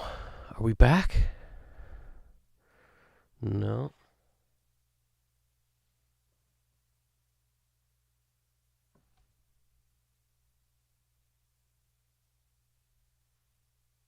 What about now?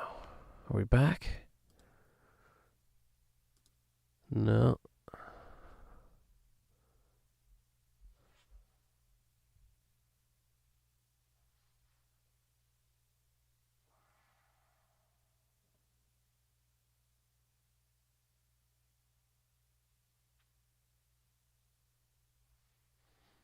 What about now? Yup. We did it, guys. We did it. Nope. It was a fake out. It's clearly the right thing, but it refused. It refused. It said nope, reconnect. I just did that though.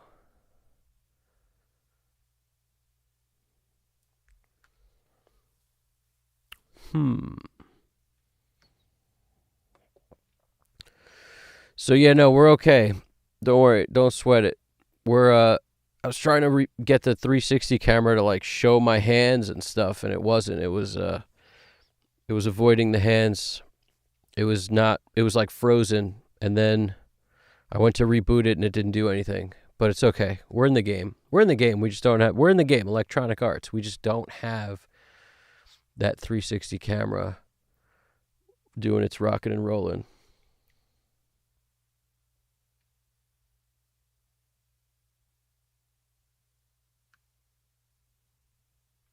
Check 2, 3. Am I still frozen? Check. Am I still frozen?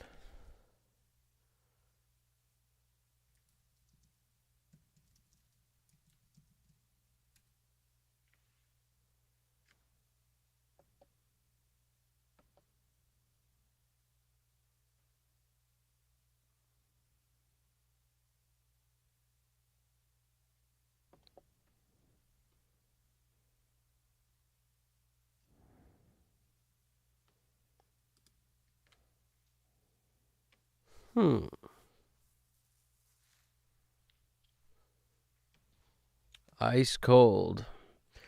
Is the audio frozen or is it just the camera? Can you hear me talking? Or is it just the camera? That would be good to know.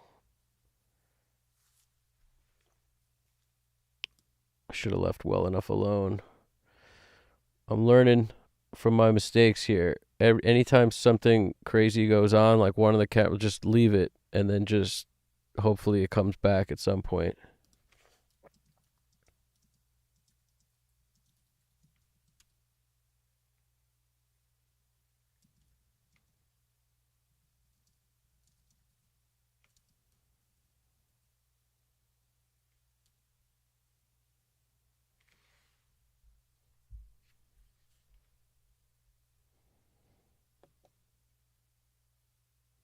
That's so crazy. You can see the DAW, you see my cursor, but the camera's frozen. Why? Oh, why? Would that be happening? I think I know why. But I don't know why at the same time. I think I know why, but I don't know why. I think I do, but I don't. Let's see. Let us see.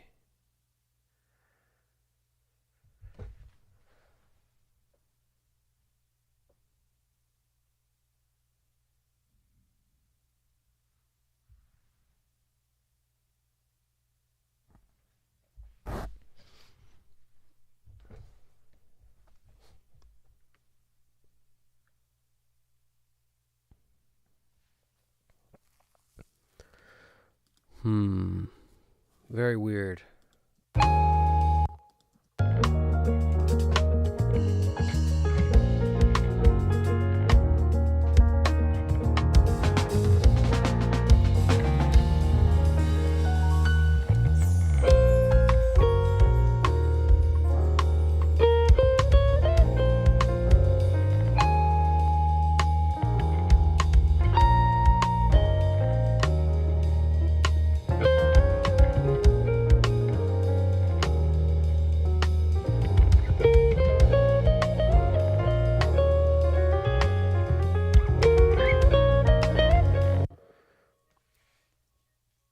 Yeah, it's not OBS. I'm not using OBS, but it's not that because on my end, I'm pretty convinced it had something to do with the fact that I was just turning on and off a lot of different USB devices. That had to be it.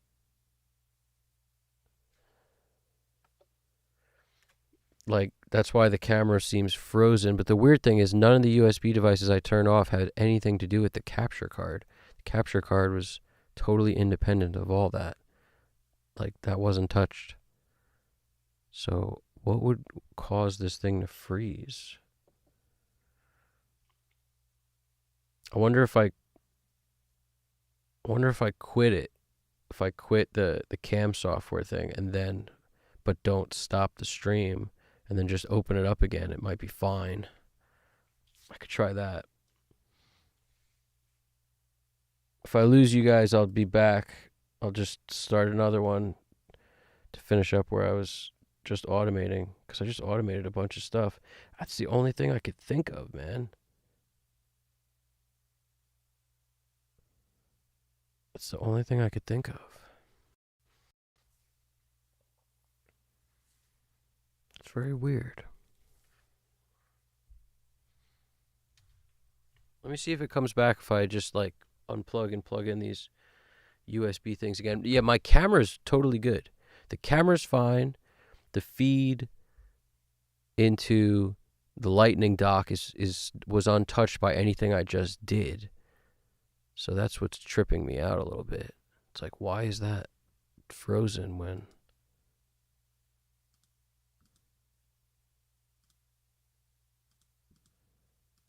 very trippy.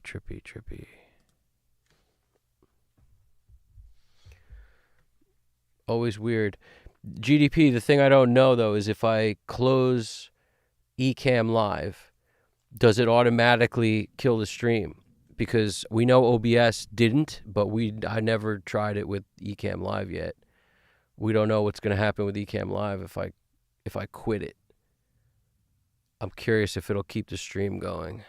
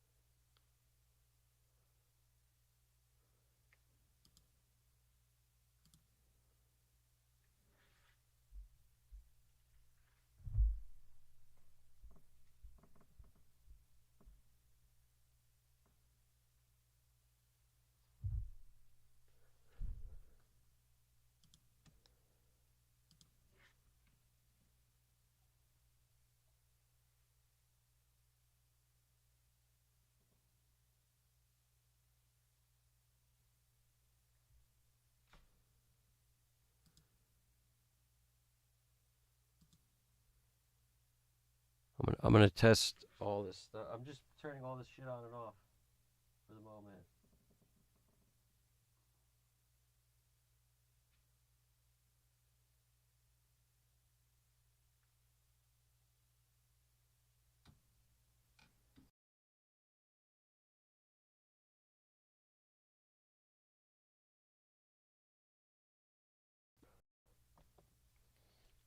Are we back, dudes? I think we're back. Are we party time? Excellent. I'm not frozen anymore? What do we think? Are we back?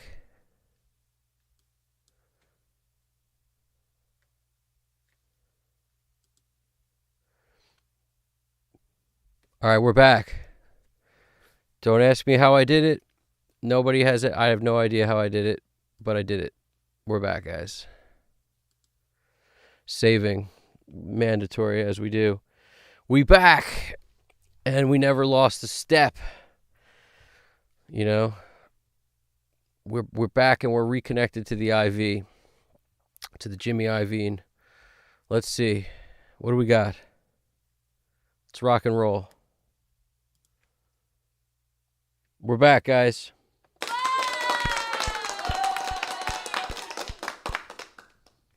We're back in the game. We're back in biz. So let's rock and roll. And hopefully you can see this thing now. Nice. Yes, I see my hand creeping in there. Okay, good.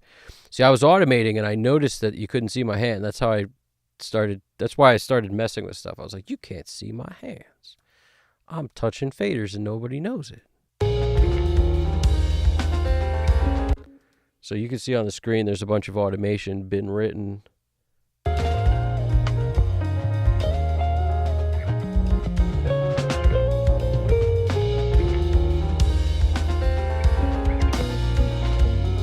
Let's go back to where I was. I was somewhere over here.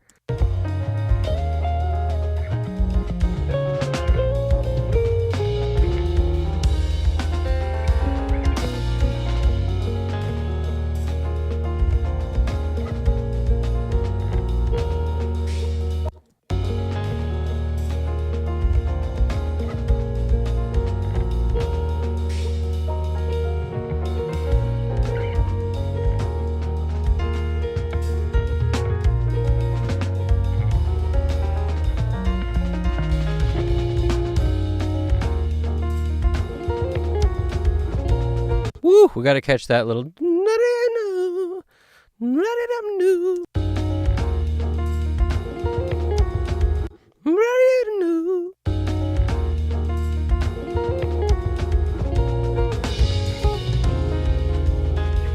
I'm going to lower it before that crazy jazzy right there.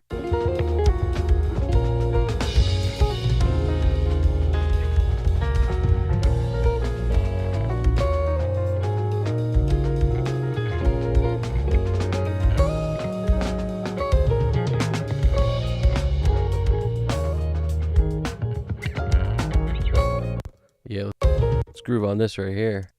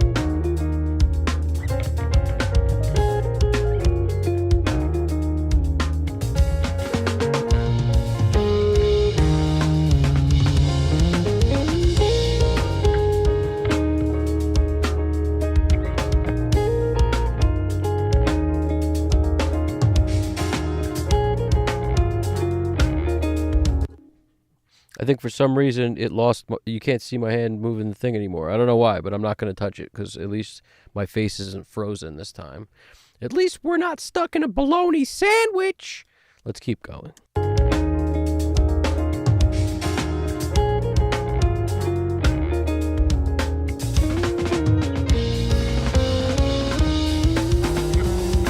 bass line is doing some cool stuff here. So that's why you notice I rode that bass line. Listen to that.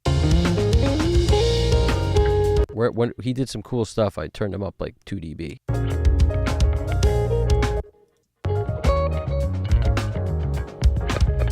This is like where the bass player starts to get funky right here.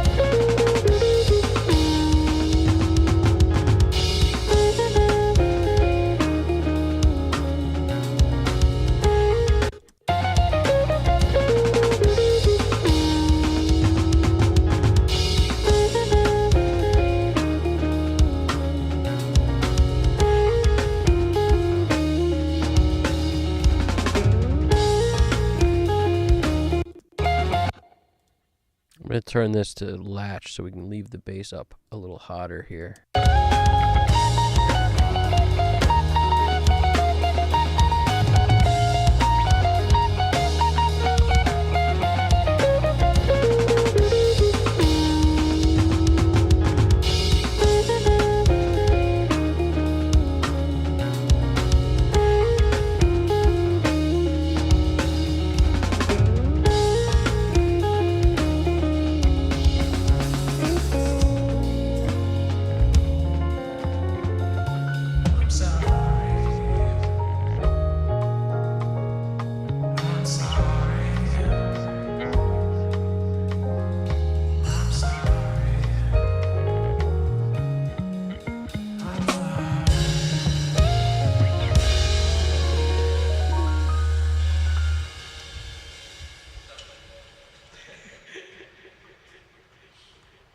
Hey, that made me laugh, Nick.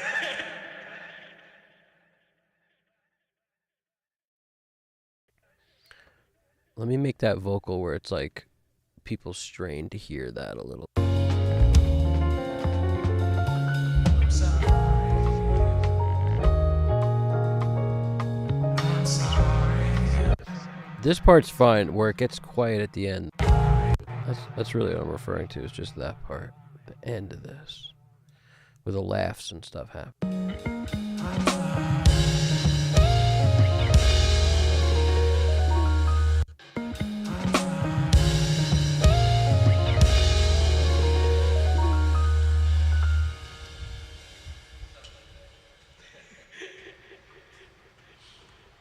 Hey, that made me laugh, Nick.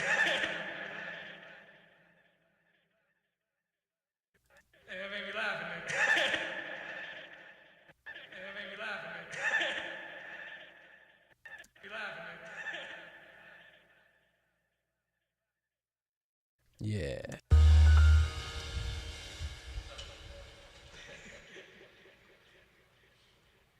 Hey, that made me laugh, Nick. Hey, that made me laugh, Nick. All right. I'm sorry.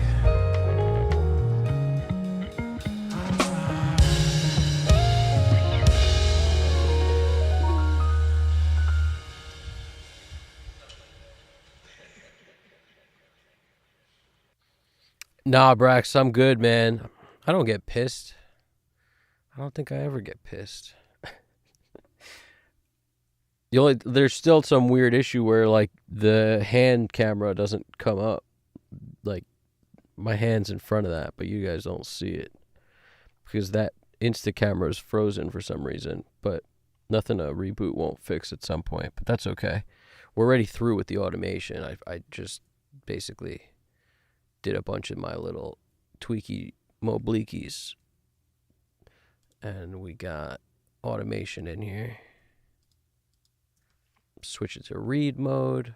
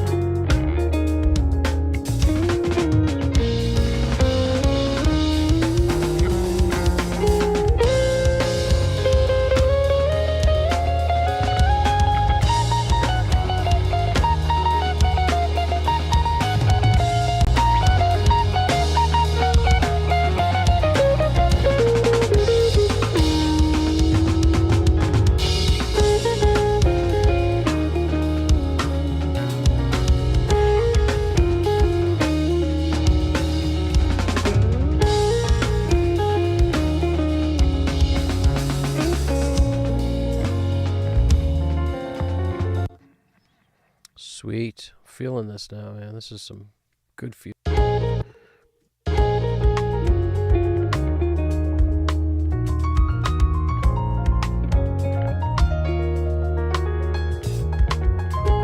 We're gonna go easy on this inflator on this one. We're gonna keep it easy if we use it at all. We're gonna keep it easy.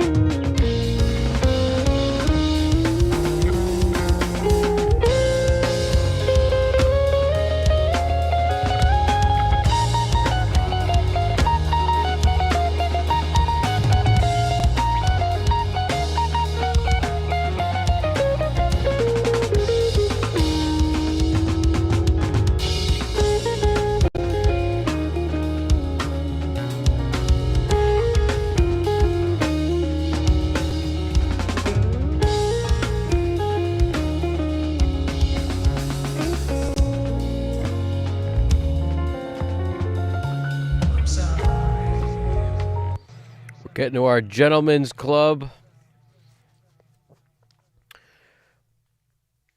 It's the GDP saying it's the gentlemen's club. He said, ladies and gentlemen, stopped and said, welcome everyone. That's funny. What we got right here is a question of gold clip and inflator. The world has been asking this question for many, many, many years. They say gold clip or inflator. To be or not to be? That is the question.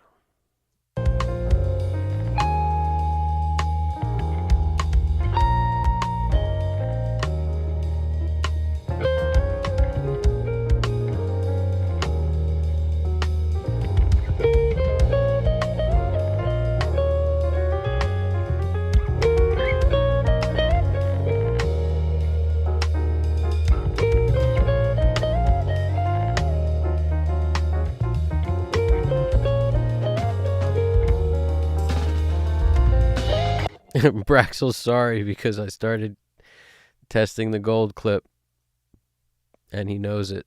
That's why. As soon as I start testing gold clip out, Braxel knows. As soon as I click this button, Braxel knows. It's like I feel like wherever Braxel is, once I start clicking that button and turning on gold clip, this little secret hidden button, he knows that I'm only doing that because of him. He's so aware. I don't use master plan. I don't use master desk, master plan. I don't use anything with the word master in it, except for the Wolfcomp Mastering Edition. That has the word master in it, I guess.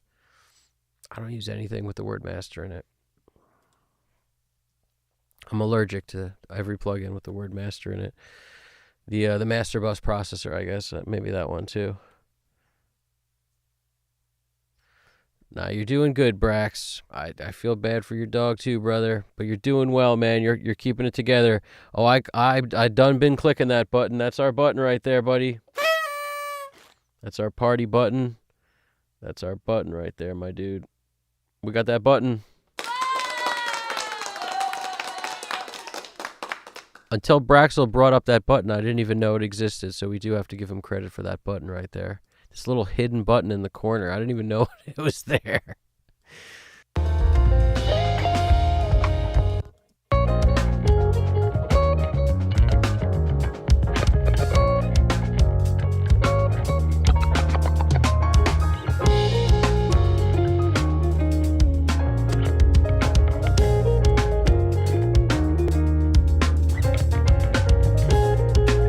I like using this thing super subtle.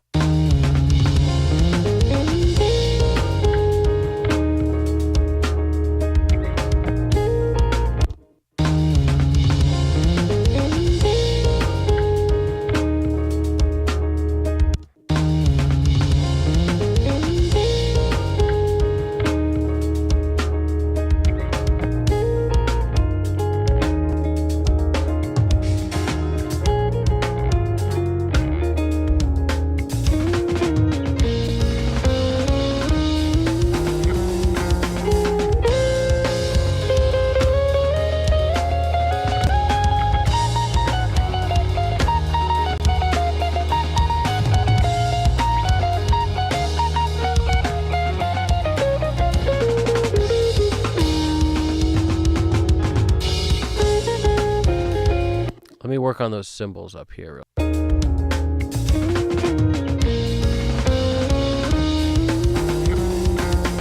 We're actually not boosting the level here at all, but we may have to bring them down a smidge here.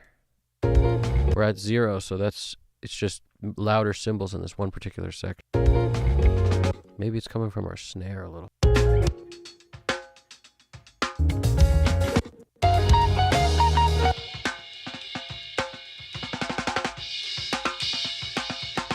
It is coming from the snare. You hear that? That's where it's coming from.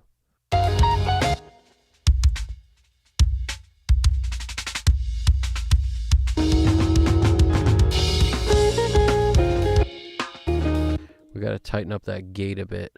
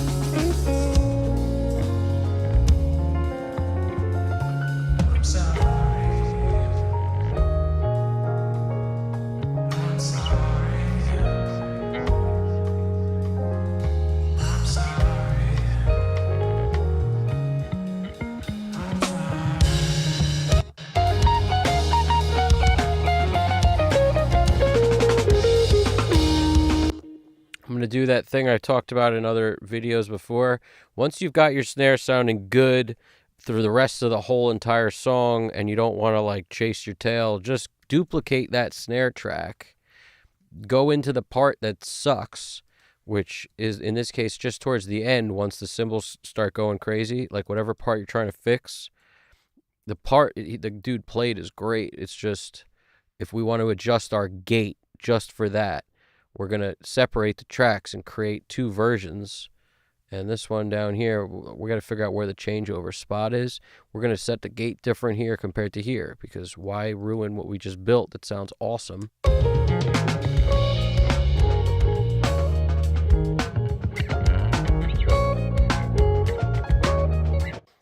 That's all fine. Somewhere over here is where the issue starts to creep. So we're going to basically take it out of the front one, leave it on this one. Now we're going to tweak this gate here so we can have all the control we want, not worry about changing what happened first.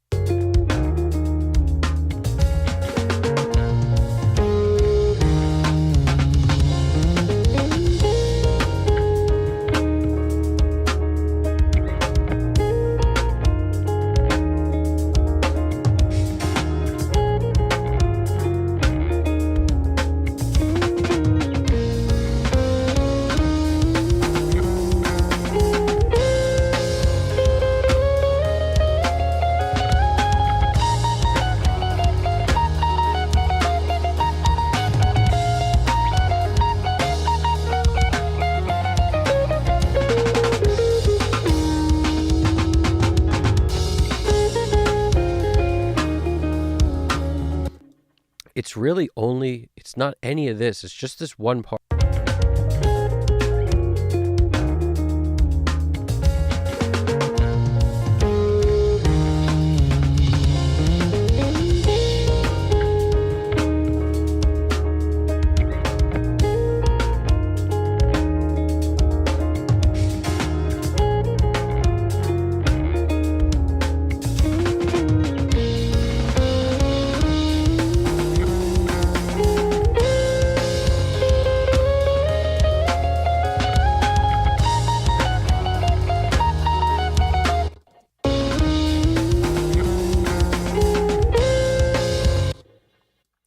Just this one little sploogin. Sploogin. All right, let's see it. I'm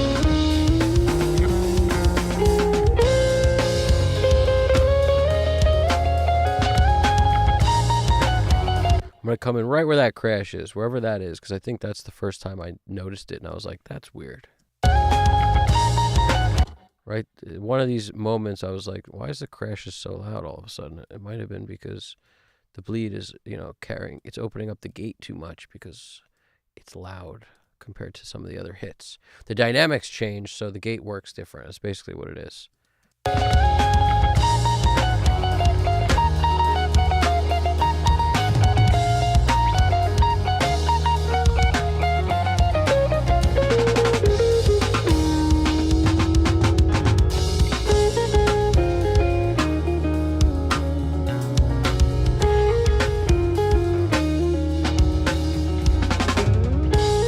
I have not had any hamburgers yet, Braxel. I am closing in on hamburger time, though, because my goal is to get done with this at the 4-hour mark, which would be midnight, which would be 33 minutes from now. Let's see if I can make that goal. If I can, that'd be sweet.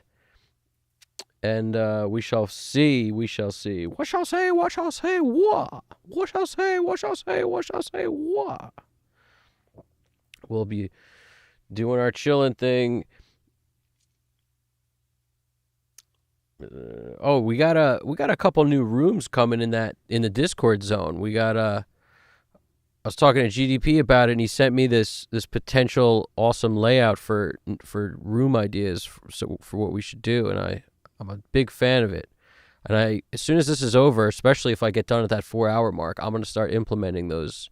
So you're going to see some new spots, some new hangout spots, some new X's on the map of Zelda within our Discord zone. We're going to zone it up.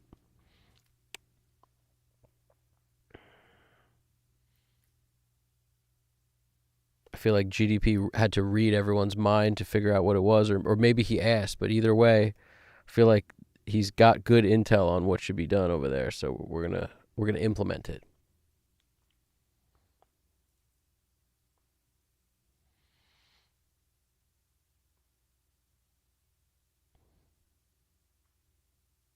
Yeah, you'll get through it, Brax. Danny, I appreciate you trying to prop Brax up. That's awesome, man, because we all need all the help we can get, especially when we have loved ones that are sick. No matter if it's people, pets, anything. That's awful. That's terrible.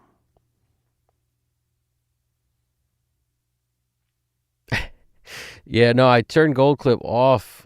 I felt like I don't know. I just felt like it didn't need it. It's off at the moment. Mic DSP and the inflator on very gentle mode, super gentlemanly.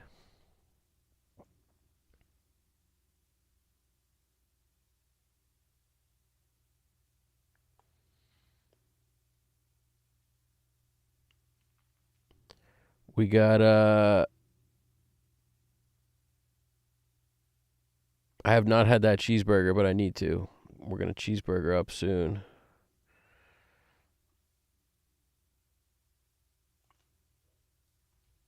It's funny, Danny's like, it's 11:30. There's no fast food spots open around me.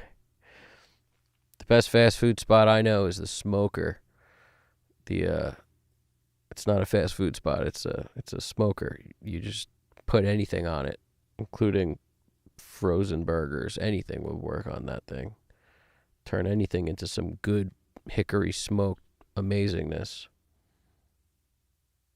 I'm a huge advocate of the Smoker. There will be an OnlyFans room, GDP says.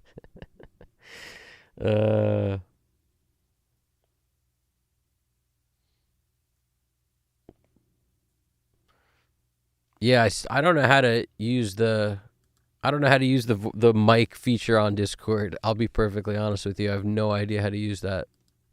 You would expect like somebody in audio could figure out how to use the mic on Discord, but as far as I could tell, it needs some dedicated mic and not like my interface mic. I don't know. It wants to use like the Insta360 mic, which I just haven't said yes to. It always asks for that permission. It's like, can I please? Discord's always asking, can we please use the Insta360 mic? And I'm just like, no, that's not the mic I would want to use. The freaking mic mounted to a camera. It's just crazy talk. It's crazy talk. I don't know what they're trying to pull over there. What are you trying to pull over there, Discord?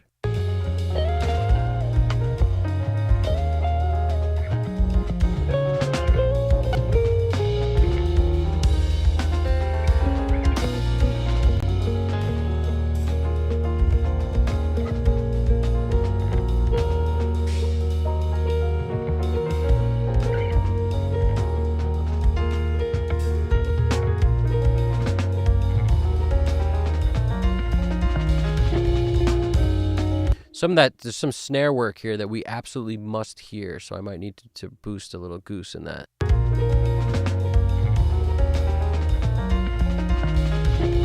You hear that? He's doing some ridiculously amazing stuff in here. I gotta do something with this. We gotta hear more of that. What's going on over there? Let's go.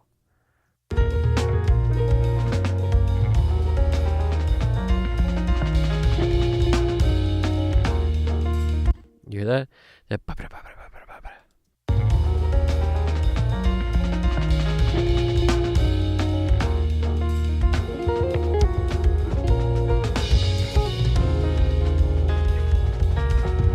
He does it again here.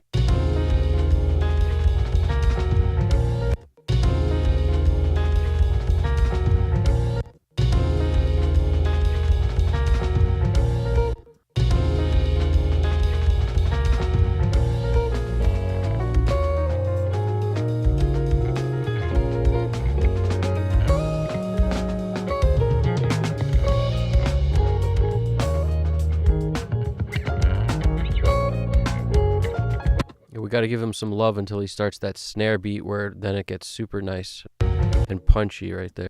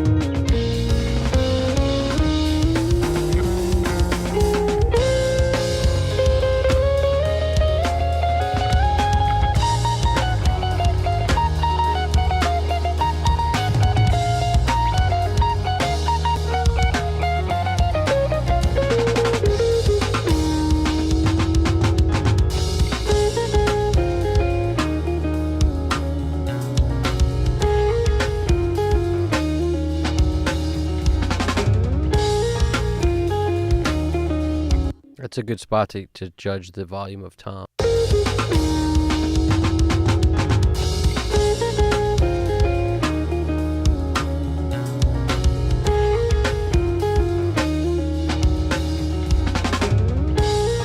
They could come up a little bit.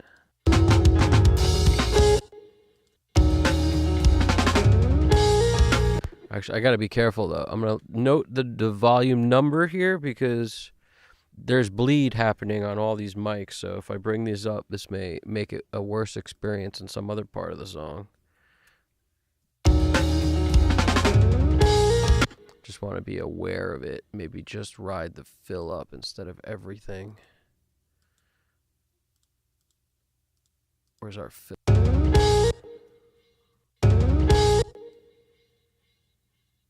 Looks like it's just on these two tracks. No floor tom in sight over here.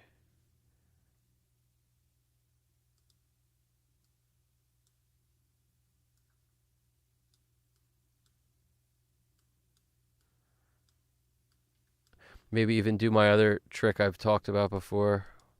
Where's that cymbal? It's actually okay. We don't really need to roll it off.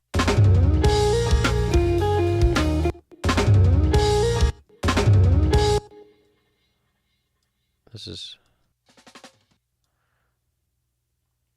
Oh no, I'm sorry. It's the rack 2 and floor tom is what we're listening to.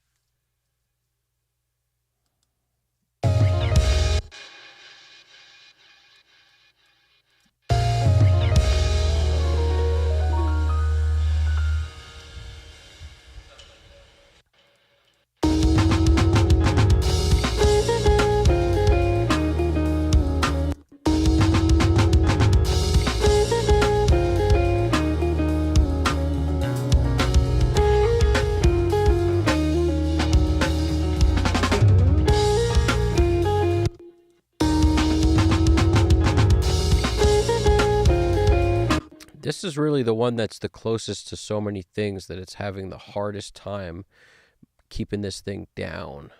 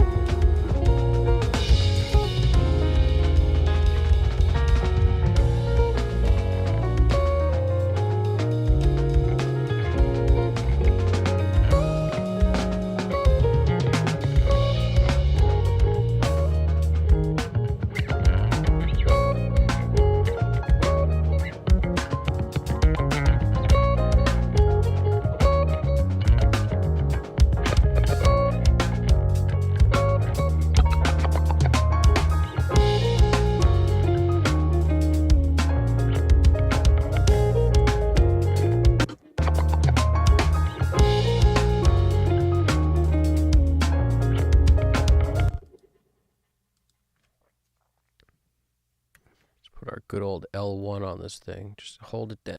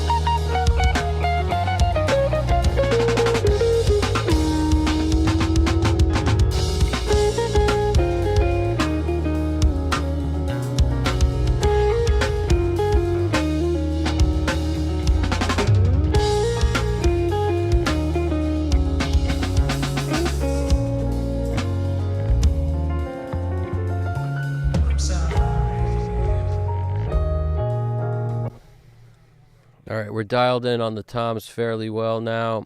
I moved the tube to after it so that it wouldn't affect how the gate was working. I kind of like the gate to have the less amount of signal to sort of operate on. As soon as I beefed up the signal, the gate didn't seem to be working as well. It's like feeding into a lot more information for the gate to have to read, as opposed to just the tom hit as clean as possible, and then if I'm going to use some tube saturation or something, put it afterwards.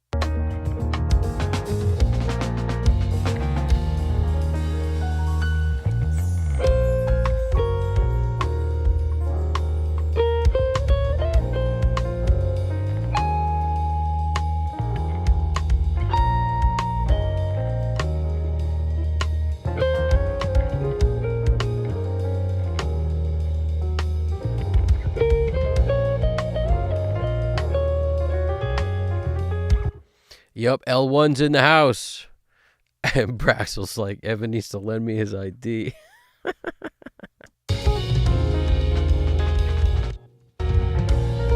That's awful if they're asking for IDs. That sucks. I don't know what their deal is with that.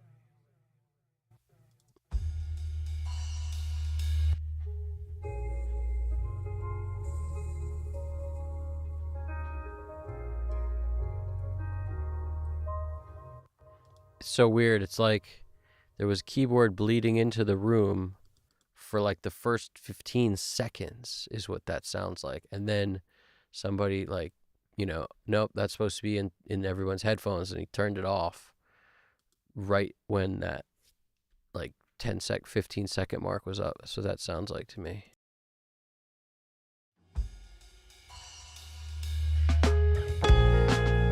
Because there's like a weird room bleed. Hear that?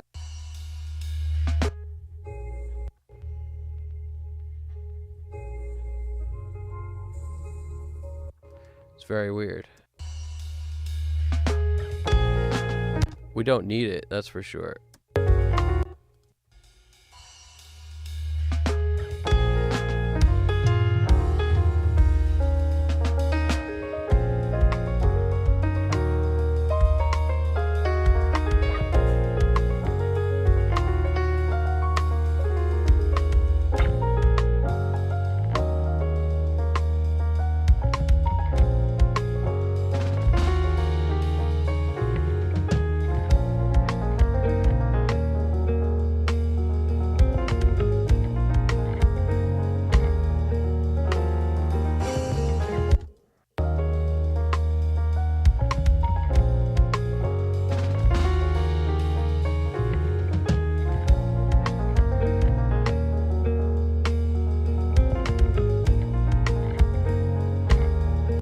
All right, let's do a print of this, guys. I'm at that point where I'm feeling like I may just, at this point, we're pretty much there to establish something, like where we're at. Let's establish where we're at.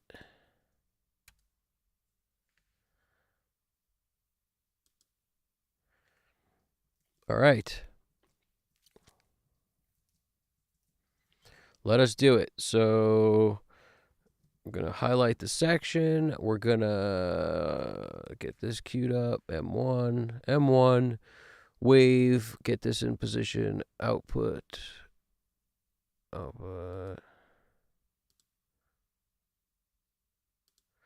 Wave A1314, interleave 2496, add MP3, import after bounce, take to offline off. What do we got here? Let's go to this one. That's where we're at.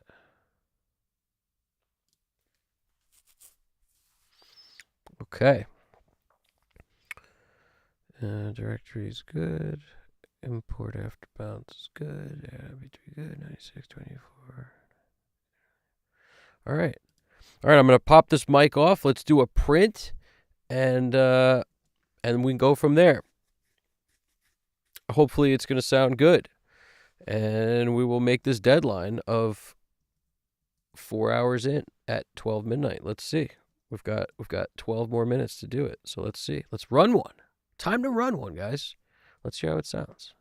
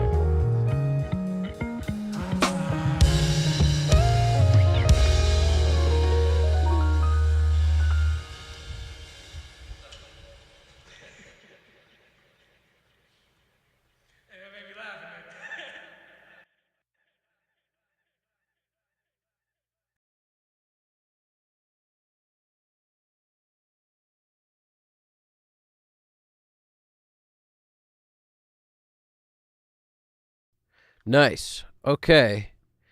I'm a pretty big fan of this. It's working out for us.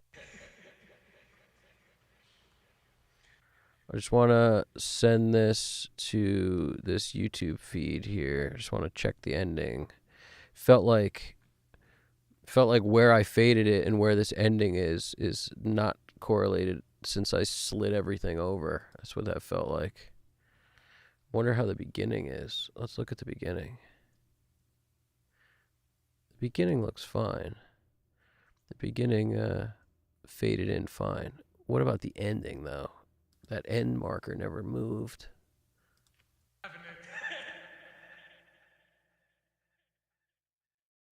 Yeah, this end marker needs to be over where it's at now, as opposed to where it was.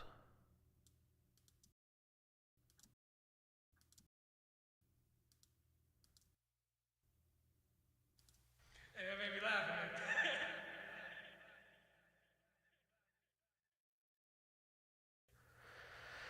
Okay, we'll put this over here. Is that 2104? Now 1, 2. That'll work. It's like 8 hundredths of a second after. That'll work.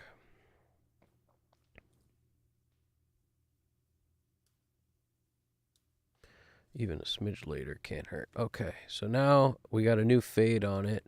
What else was I hearing as I listened to it? I was thinking, I was battling with my head about one thing. I was like, can I bring a little more attack out of that bass, or am I gonna sacrifice some of the cleanness for just a distortion? That's the thing. It's like you want to bring up harmonics on that bass that don't really exist. The way to do it is with dirt, but there's a balance because this particular song, I kind of like the way the bass sounds. It's like the perfect amount of aggression at the moment. If I make it a little more distorted, we'll hear it more. More of the attack will be present, but at the same time, more the that finger part of the top note part of that bass will be more present, but it will also be a little more distorted. It'll be a little more in our face. I don't know if we want that. It's like a weird balance there. But I like it. Overall, I like it. So I'm hitting save. If I do anything, I'm going to jump it to M2. Won't worry about it there. Yeah, that's the thing. I don't want to saturate it. There's no getting around it. When you saturate, you're distorting. That's what you're doing. You're going to bring up harmonics when you do it, but this particular song lends itself to a cleaner bass line.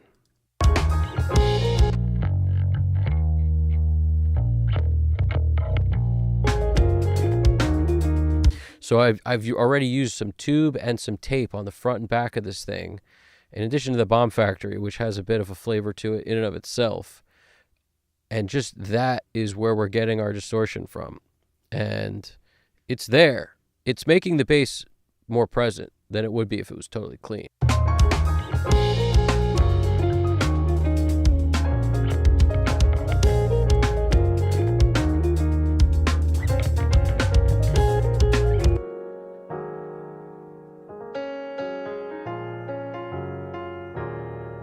See, I'm not using the filter to roll off low end, but I'm doing it with the low band. So I'm taking out, just getting it out of the way of the bass a little bit.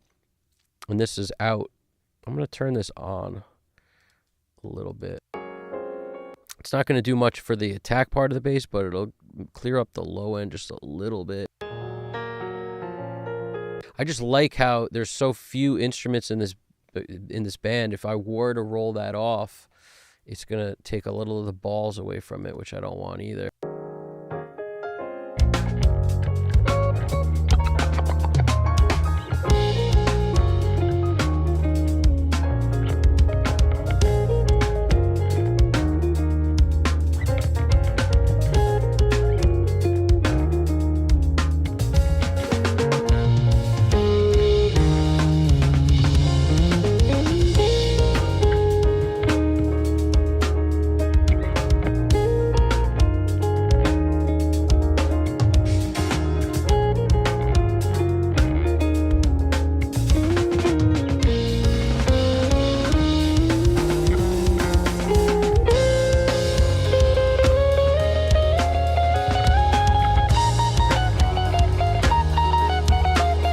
kind of like just this. I mean, I could put this on where it's non-existent practically. I kind of like just rolling off a little bit on that low shelf at the bottom feels the most right. I don't want to take too much out of it. And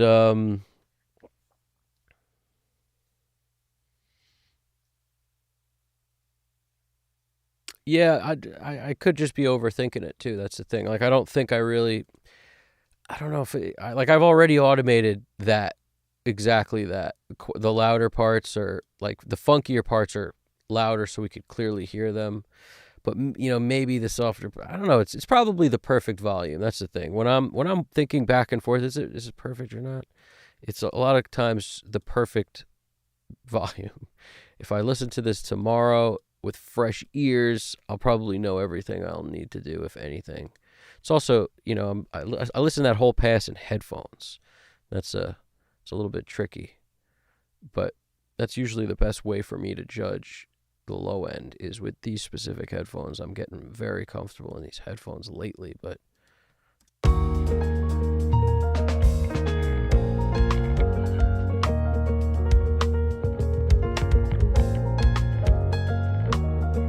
it sounds like the right volume, honestly. Probably just overthinking it.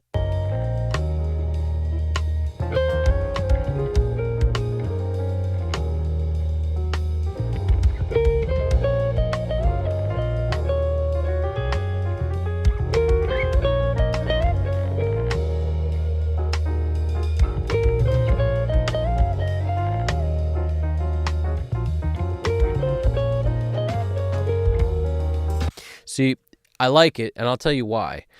If I were to bring up that, if I make it more aggressive, you're going to hear more of that string noise. And right now, the string noise is perfect. I'm talking about sliding from note to note is perfect. It's not an annoying, but it's there.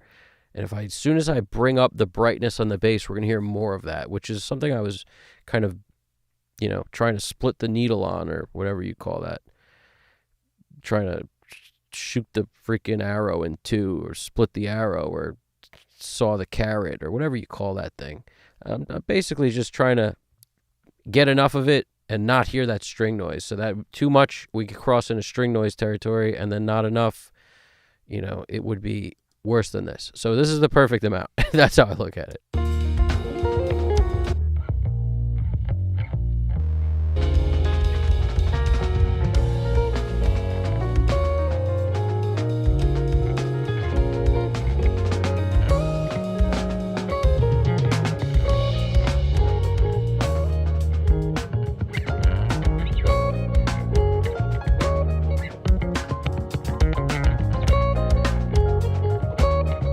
I mean, it sounds sweet there, like sweetness.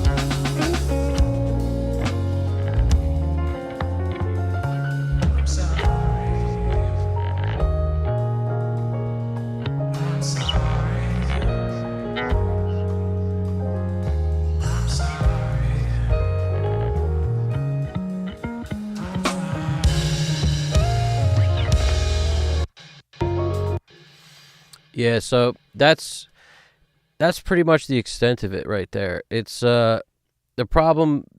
I'm reading some of the stuff you wrote, and it's compress the high bands. And I agree that sounds pretty good. This is why I wouldn't do that. Just keep in mind, a compressor is not your friend if you're trying to keep something out of the signal that you don't like.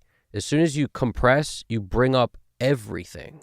Like compressing the top end to hear more of it, you're also going to bring up those ridiculous slide sounds when the hand slides on the bass and that grating chalkboardy, like, whoosh, whoosh, that's all going to come up too. It's all in the same range. So you might want more of that, pokey part of the bass where it's super articulate. You'll also get that. And if you smush and compress the dynamic and make it where now you hear a ton of it, you're going to hear a ton of all of it. So my first move is always the least obtrusive, and that would be EQ, and not all the EQ. Like, that's why the Pro Q3 is on there.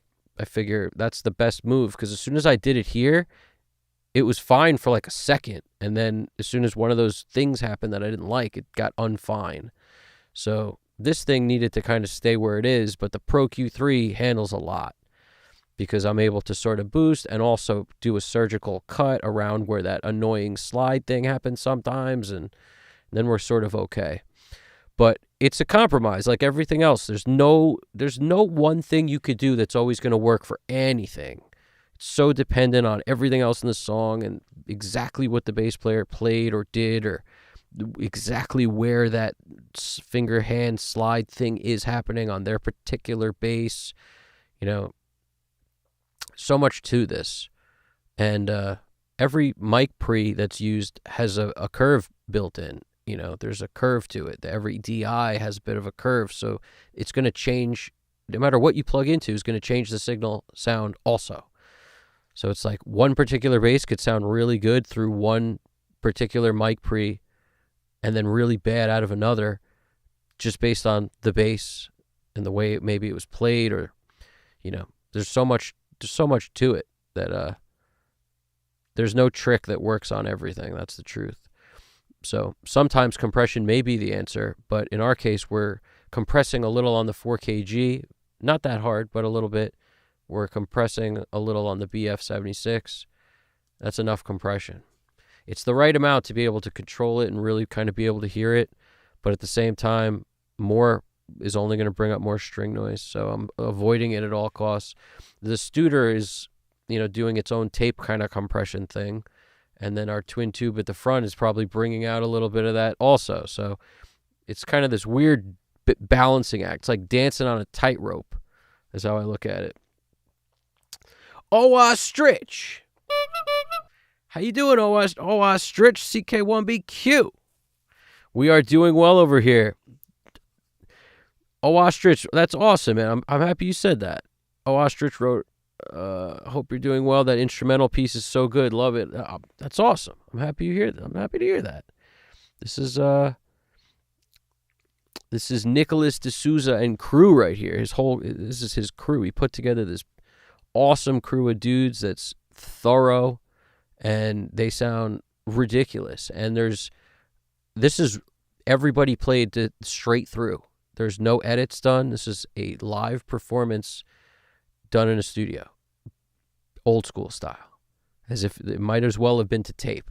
And the way I'm mixing it, it's sort of like I'm doing a little bit of the tape flavor running through this thing. Yeah, this is that's what's up. It's just a great performance, zero punches, everybody's tight, and it makes it where there's like, I didn't do any editing to anybody's parts because they're all awesome players, and some automation love to bring life to different parts, specifically some snare drum stuff that I wanted to hear more of and some bass stuff that I wanted to hear more of. But it's all over. You could tell it's all over here. But yeah, we made a pass, and it came out pretty good, and everything has fallen into place the way we like it. I just, me, I'm like all you guys. I'm a bit of a perfectionist with what we're doing here, and the trick to it is don't be too delicate about it. Like, don't don't be a perfectionist for the sake of it. But if something bugs you, deal with it. So something bugged me.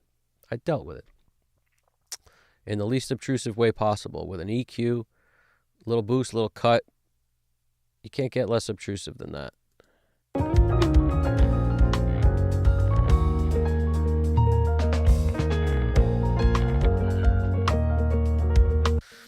I definitely want like a little more guitar in some of it too. That was the only other thing I was thinking, was like just a little bit more guitar couldn't hurt us.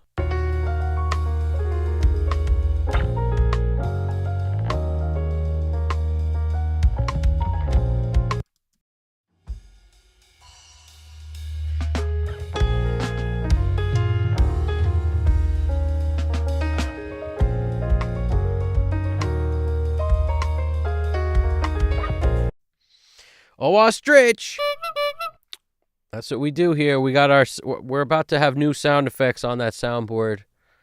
We're about to do probably mostly Street Fighter and Mortal Kombat sound effects by popular demand, most likely. That and the sound of the maybe Contra, the OG, maybe the Ninja Gaiden soundtrack from the original Ninja Gaiden. We'll figure it out.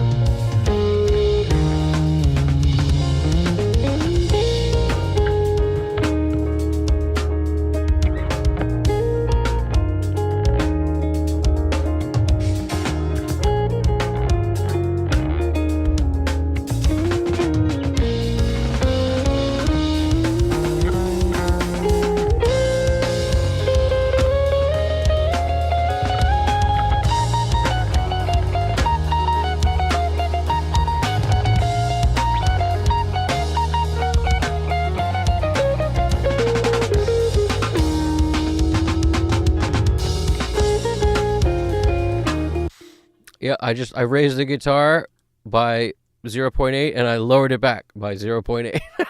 It didn't need to move. I love that. That's how you know you're dialed in. I'm pretty dialed in over here now. I'm liking it.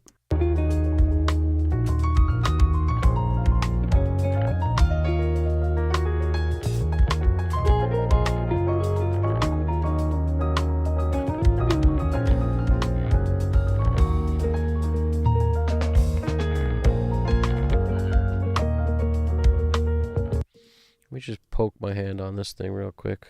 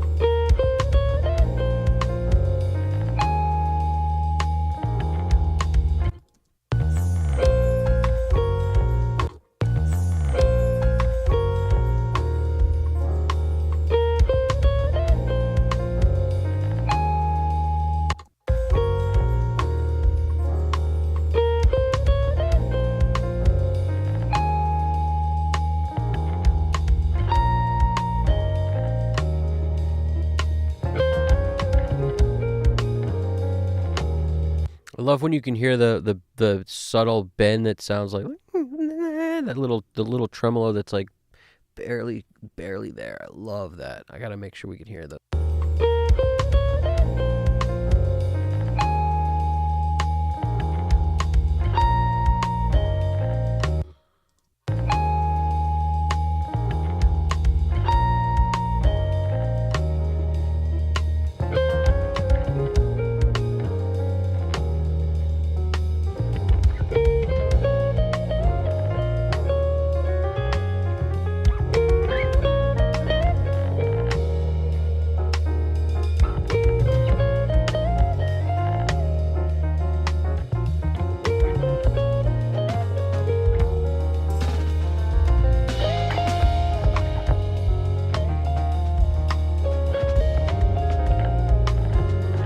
Gotta hear that. It's so tasty.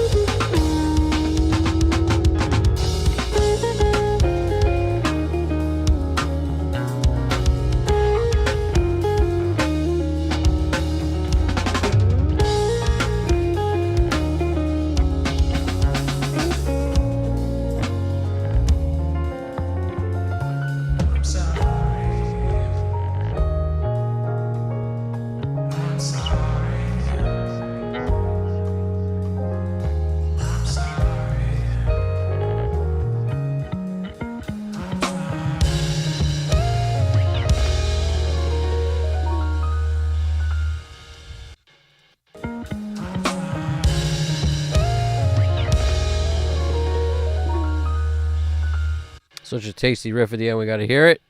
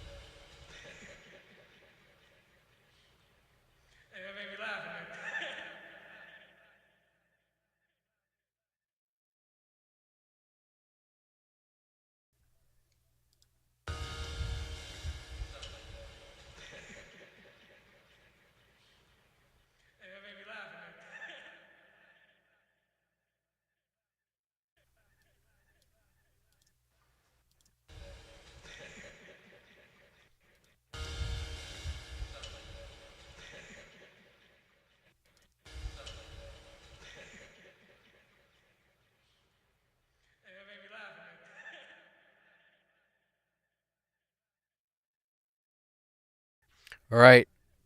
Vicky O Bud, what's going on over there, man? Vicky O Bud, what's poppin'? We're doing our thing and we're just about to wrap. I'm going to play this song one time straight through and I'm going to. I think we're there, guys. I really think we did it. I think we've done it. We've done another one and we've established a very funky, amazing sounding track. The players are phenomenal. Everyone a part of this thing is ridiculous. This is a truly fun experience mixing this. I'll tell you the truth because the players are so good and it feels so good. There's such good feel to this thing that you don't have to inject the feel. You just have to twist the knobs, bring everybody out. I appreciate that, Vicky O Bud. I do. I appreciate you coming through. I'm gonna print one of these, so if you haven't heard this track yet, you'll get a full version of it because I just need to print one so I can compare it with this one tomorrow, which this one's gonna be the one. M2's already dialed more. It's just a little bit, it's a punched up version of this M1. And that should be, honestly, the way I always talk about it, I'll know tomorrow after I listen through with fresh ears one time. Any changes I need to make, I'll make, and then call it a day. That's always the way I do it. But at this point, we've gotten through this whole track, and it's been a pretty quick session, so I'm feeling good about it. Feeling good about this whole thing. That's awesome, Vicky-O. I'm glad to hear that, dude. I'm very glad to hear that. That's good stuff. So I'm going to print this. I'm going to come back in the chat if anybody's got questions, comments, answers, whatever it is. We'll deal with that and we will do some thank yous and we'll be out of here. So let's print one of these real quick.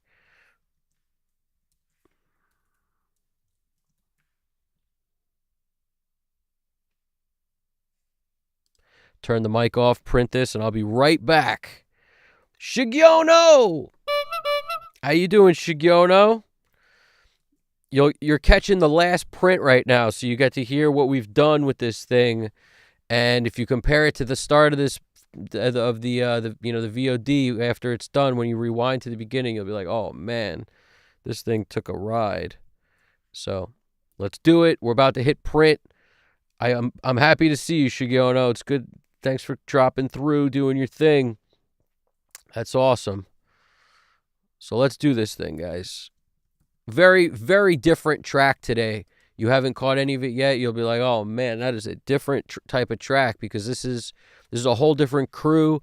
And these guys are, I mean, style of music, I'd say fusion. I think that's what it is. You tell me. I'm about to hit play.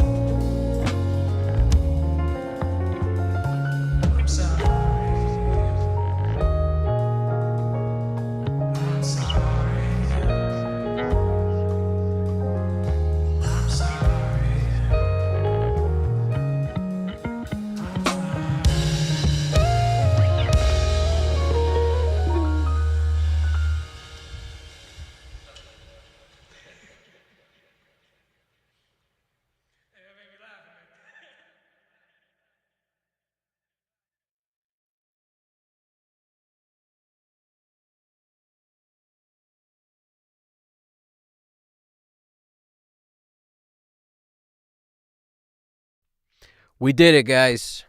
We did it. Bada bing. I'm loving the way this feels and sounds. It's just doing that thing where I got the goosebumps. It makes me want to dance the entire track. I can't even get over it, man. It's a piano, right? The piano player is crazy. The keyboard is holding down these beds of amazingness while the freaking everybody dances around them. It's like it's pretty amazing. This keyboard is crazy. The whole thing is just taste city. It's like a flavor buffet. It's crazy. I'm glad you guys dig it because I feel the same way. It's insane. I'm glad you like it, Shigiono. Shigiono said, "Oh, I like it already." Goose flesh moments. That's what's up. The goose flesh, man. The goosebumps. 100%. Shigiono, I appreciate that, man. It's you should check out where it started. Like listen to the beginning when this is over. It's insane where it went.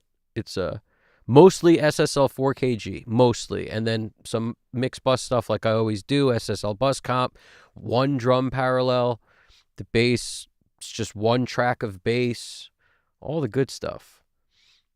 And it's kind of like we threaded the needle on it. We thread the needle, bada bing, bada bing. When I talk up there, I'm feeling good about it. That's bada bing. I appreciate that, Vicchio. Vicchio also nice work indeed on the mix. I appreciate that. These guys are so tight. It was so much fun doing this, and it was so quick. And it's also the kind of music because it's live. It's like I know there's no editing needed. There's none of this, no flavor tracks needed. There's a lot of things that shorten this kind of a mix to make it where you don't need to make it take 2 days. Or split up, a session between 2 days. Like it's not an 8 to 10 hour mix. It's significantly shorter because it doesn't need more. And it's pretty cool. I'm pretty excited. I'm glad you guys say. Nice. Nick popped back in. I'm glad you dig it, man. I'm glad you dig it. It's yeah, Shigono's saying you let the mix breathe nicely. Thank you. I mean, I appreciate that. We did everything we had to do to this thing, and there's life in it. It still feels so live that the band has the opportunity to breathe. The dynamics are there. It's all there. It's all there, and everybody's parts shine at different moments. When the bass player gets funky, we hear it. Then when the drummer's doing those awesome snare, it's like I don't even know what it's like this constant roll pattern thing he's doing sometimes. Like I made sure we could hear that. I just the amazing tasty guitar licks, we hear all of them. There's just all these little nuances that I tried to pull out, and that's why the automation looks the way it does. Like that, what you're looking at here is automation station.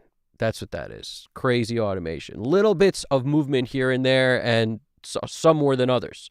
Because on the guitar, when the lines are up high, like mid-range and high-end gets heard super clear, and then when the muting is happening, it sounds so good, and it like to be able to hear and articulate some of that, you got to boost some of that. And also, some of the amazing nuances in the leads you want to hear more of when, at certain moments. So there's all sorts of stuff going on with automation. That's my favorite part about doing stuff like this. And you can see on the snare, like that's those parts. It was almost like a drum solo, but not. When he was doing those rolls, they were so cool that I had to make sure we heard them. GDP is a fan too. That's awesome, man. GDP wrote, "Yeah, it breathes. I love how it sounds. Great performance, great." I have to stress that, like, it was so much fun to do this mix and to work on stuff like this because the performance was so good. Like, you guys perform this. When I say you guys, I mean Nick Desouza and crew. You guys, the dudes playing on this thing are freaking amazing. Like, there's just so much feel in everything they're doing. It's like nobody's overplaying. Nobody's like, everyone's playing for the song. Super tasty. Made it so much fun. So, well done. You guys, well done. And honestly, this was, I mean, it was I got to start saying thank yous because it's awesome. Let's do our thank yous. And there's going to be a lot more from this crew coming because we got a bunch more queued up to go. So different tracks, same vibe. You know, no, a lot of them, I think most of them, there's only one I think that isn't. The rest are all like this in terms of like no overdubs, straight through, as if it was recorded to tape, everyone doing their thing, playing from the gut, all feel. And it's like that on all the tracks, but on one of them there's some additional overdubs. It's a little more put together, and that's going to be fun to do too, because you know, because these are fun. These are straight up fun. All right, now let's do some thank yous, because I appreciate everybody checking it out, watching. And, you know, there wasn't much notice tonight. I gave like 20-minute notice, so I'm going to try to get better on the amount of notice I give. So special thanks to Danny Lyrica, Braxel1, Alex Christoph Drums, D-Mac 6900, Justin Campbell 5846, Niles Pache 1734, Java Man 1096, the official Nick Desouza. Got to give you a honk of the horn right there, because you're the dude who birthed this track, and it's ridiculously amazing. Owastrish CK1BQ. Can't forget about Owastrich. Vicchio Bud, read as VCO Bud. I got to remember that. And, of course, Shigiono TH Music. Amazingly amazing. And hopefully I didn't forget anybody. And hopefully everybody got the honk of the horn, that amazing bicycle horn of friendship, good luck, good fortune, and all that. We got other sounds, too. We just use the bicycle horn the most because everybody knows it's the greatest sound ever. And coming soon, other sound effects, weird ones probably, like plugging a guitar in with the jack getting all messed. You know that sound when you plug a guitar in with the amp on? Sound nobody likes. We might use that. Stay tuned for some ridiculous stuff. Maybe my cat will make an appearance on one of these things. You know, who knows? We'll make it happen. Speaking of that, the best wishes for a get well soon to the two cats who came on the stream today, and, you know, have issues going on with their loved ones that happen to be pets, and that's the same. They're the same thing as far as I'm concerned. I'm a pet guy. I love animals. I'm a huge fan of pets. So, you know, to Braxel, I hope your pet gets better soon, and I feel for you, dude. And the same with Alex Christoph Drums. Same with you, my friend. You know, it's unfortunate. When your pets get sick, that's a sad thing, and I feel for you. GDP Japan feels for you. And speaking of that, thank you to GDP Japan for helping keep this ship floating, sailing on course, and simultaneously flying through the sky. It's a flying ship. GDP Japan, all the way from Japan. We are uniting the continents, making this thing happen, and making it so engineers can work no matter where you're at. You're no longer alone. All you got to do, open up a session while I'm working on a session, and be part of this whole thing as if we're in one giant studio on different sides of the hallway. You don't have to be all alone, twisting knobs anymore, being all in your own bubble and have no interaction with nobody. You're a part of the crew. All you got to do is come through, be part of this. You're part of the crew, and that's the bottom line. Take the ear breaks, jump in the chat. You guys are awesome, and I really appreciate everybody watching. I mean that from the bottom of my heart. Thank you guys for watching. Thanks for taking part in this, and thank you for all the kind words about how amazing the performance is that these guys did. It's a truly amazing song, great, amazing performance. I can't wait to work on the rest of them, and I appreciate all the kind words about the mix also.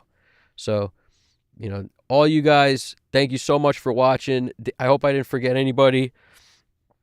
If I did, I apologize, and I'll get you next time. If you got video ideas, throw them in the chat, because I'm making videos as well, and I'm always looking for other ideas on videos. So if it's a question you have or something, throw it in there, you know, and drop it in the comment section on any of the videos, this one, any of the other ones, and I'll do my best to come up with a way to make a video on that.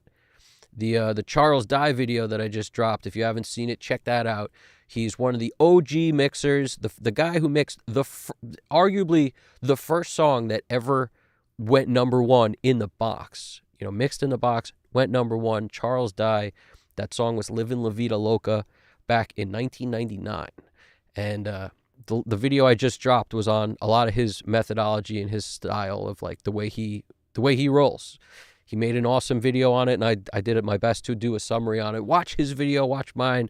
They're both, mine is a shortened version of what he was talking about. Great video. I recommend watching the full length if you can, called How to Mix It Like a Record, if you haven't seen it. Anyway, you guys are awesome.